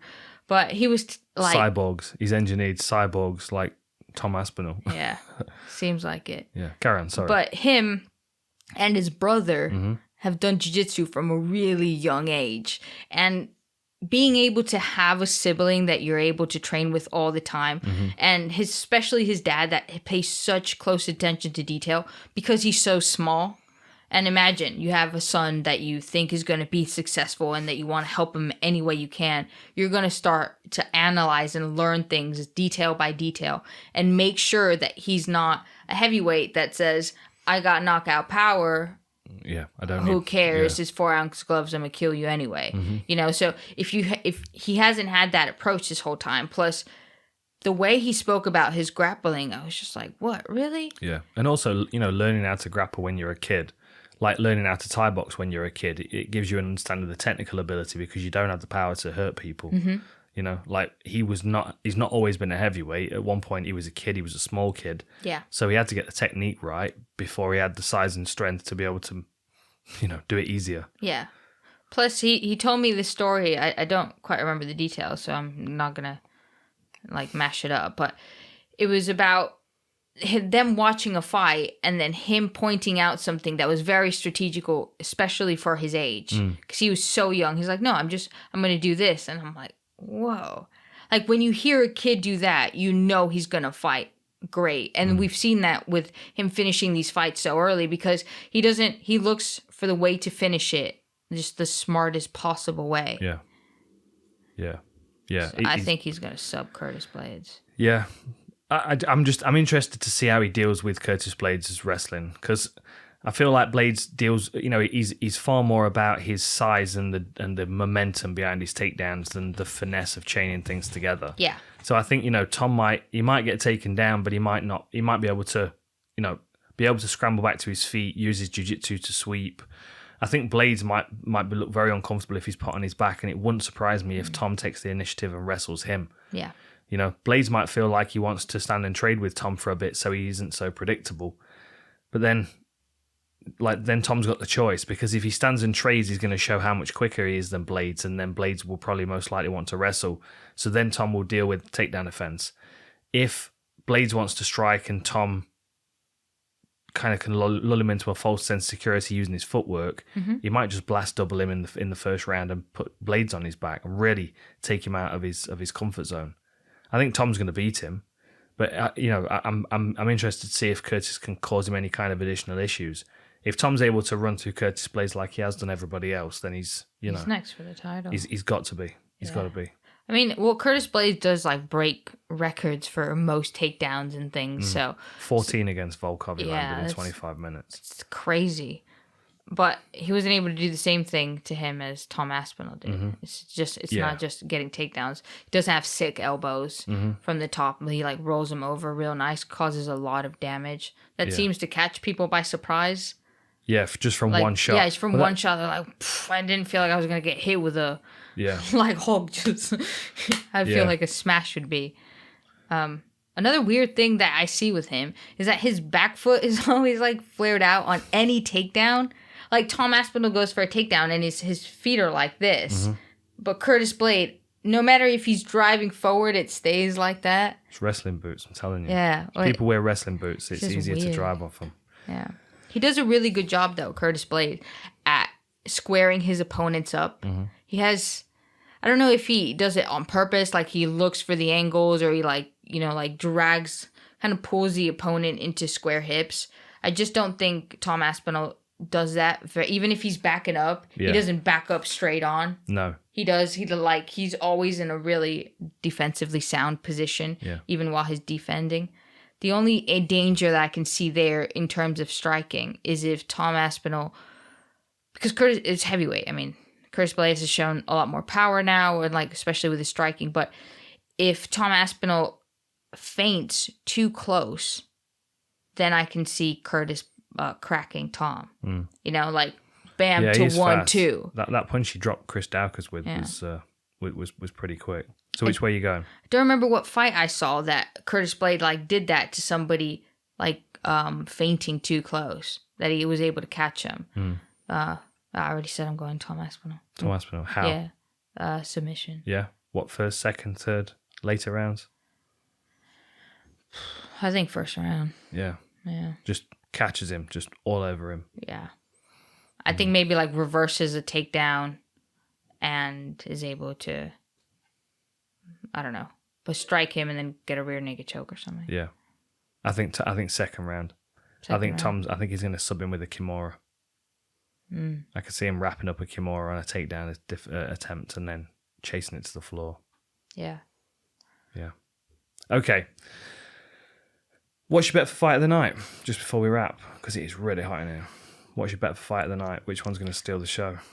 So are we doing fight of the night and 2 performance bonuses? 1 performance. 1 fight, 1 performance. Okay. Fight of the night, I'm going Mason Jones, Ludwig Klein. Yep. Good shout. And who's going to have the performance of the night? Who's going to steal the show? Who's going to steal the show? You know what? I think Molly. Yeah. I think this is a good fight for her to steal the show once again. Another spinning elbow. No, maybe not a spinning elbow, but I think she might get like a knockout win. Yeah. Okay. I'll go fight of the night. I will go... I'll go Nathaniel Wood, Charles Rosa, fight of the night. Good choice. And I will go performance of the night. Let me think. Paul Craig. Yeah, that was my Rocky Balboa submission. I think he's going to be quite aggressive with his grappling this time. That's what I'd like to see. Yeah. Cool. I just like if Jordan Leavitt wins and he twerks and the British fans watch that, I'm just scared for him. Imagine if he wins in style, he can do what he likes. Yeah, but like he's gonna die. Okay, all good? All good. All right, make sure you check out our sponsors, fullreptile.co.uk. Use the code PICKS, PICKS. We'll have to put that in after the show. And get yourself 10% off. And also check out Xbrain, xbrain.co.uk, 20% off if you use the code OUTLAW. Enjoy UFC London. Welcome back to the Picks Podcast once again, and we'll see you next time.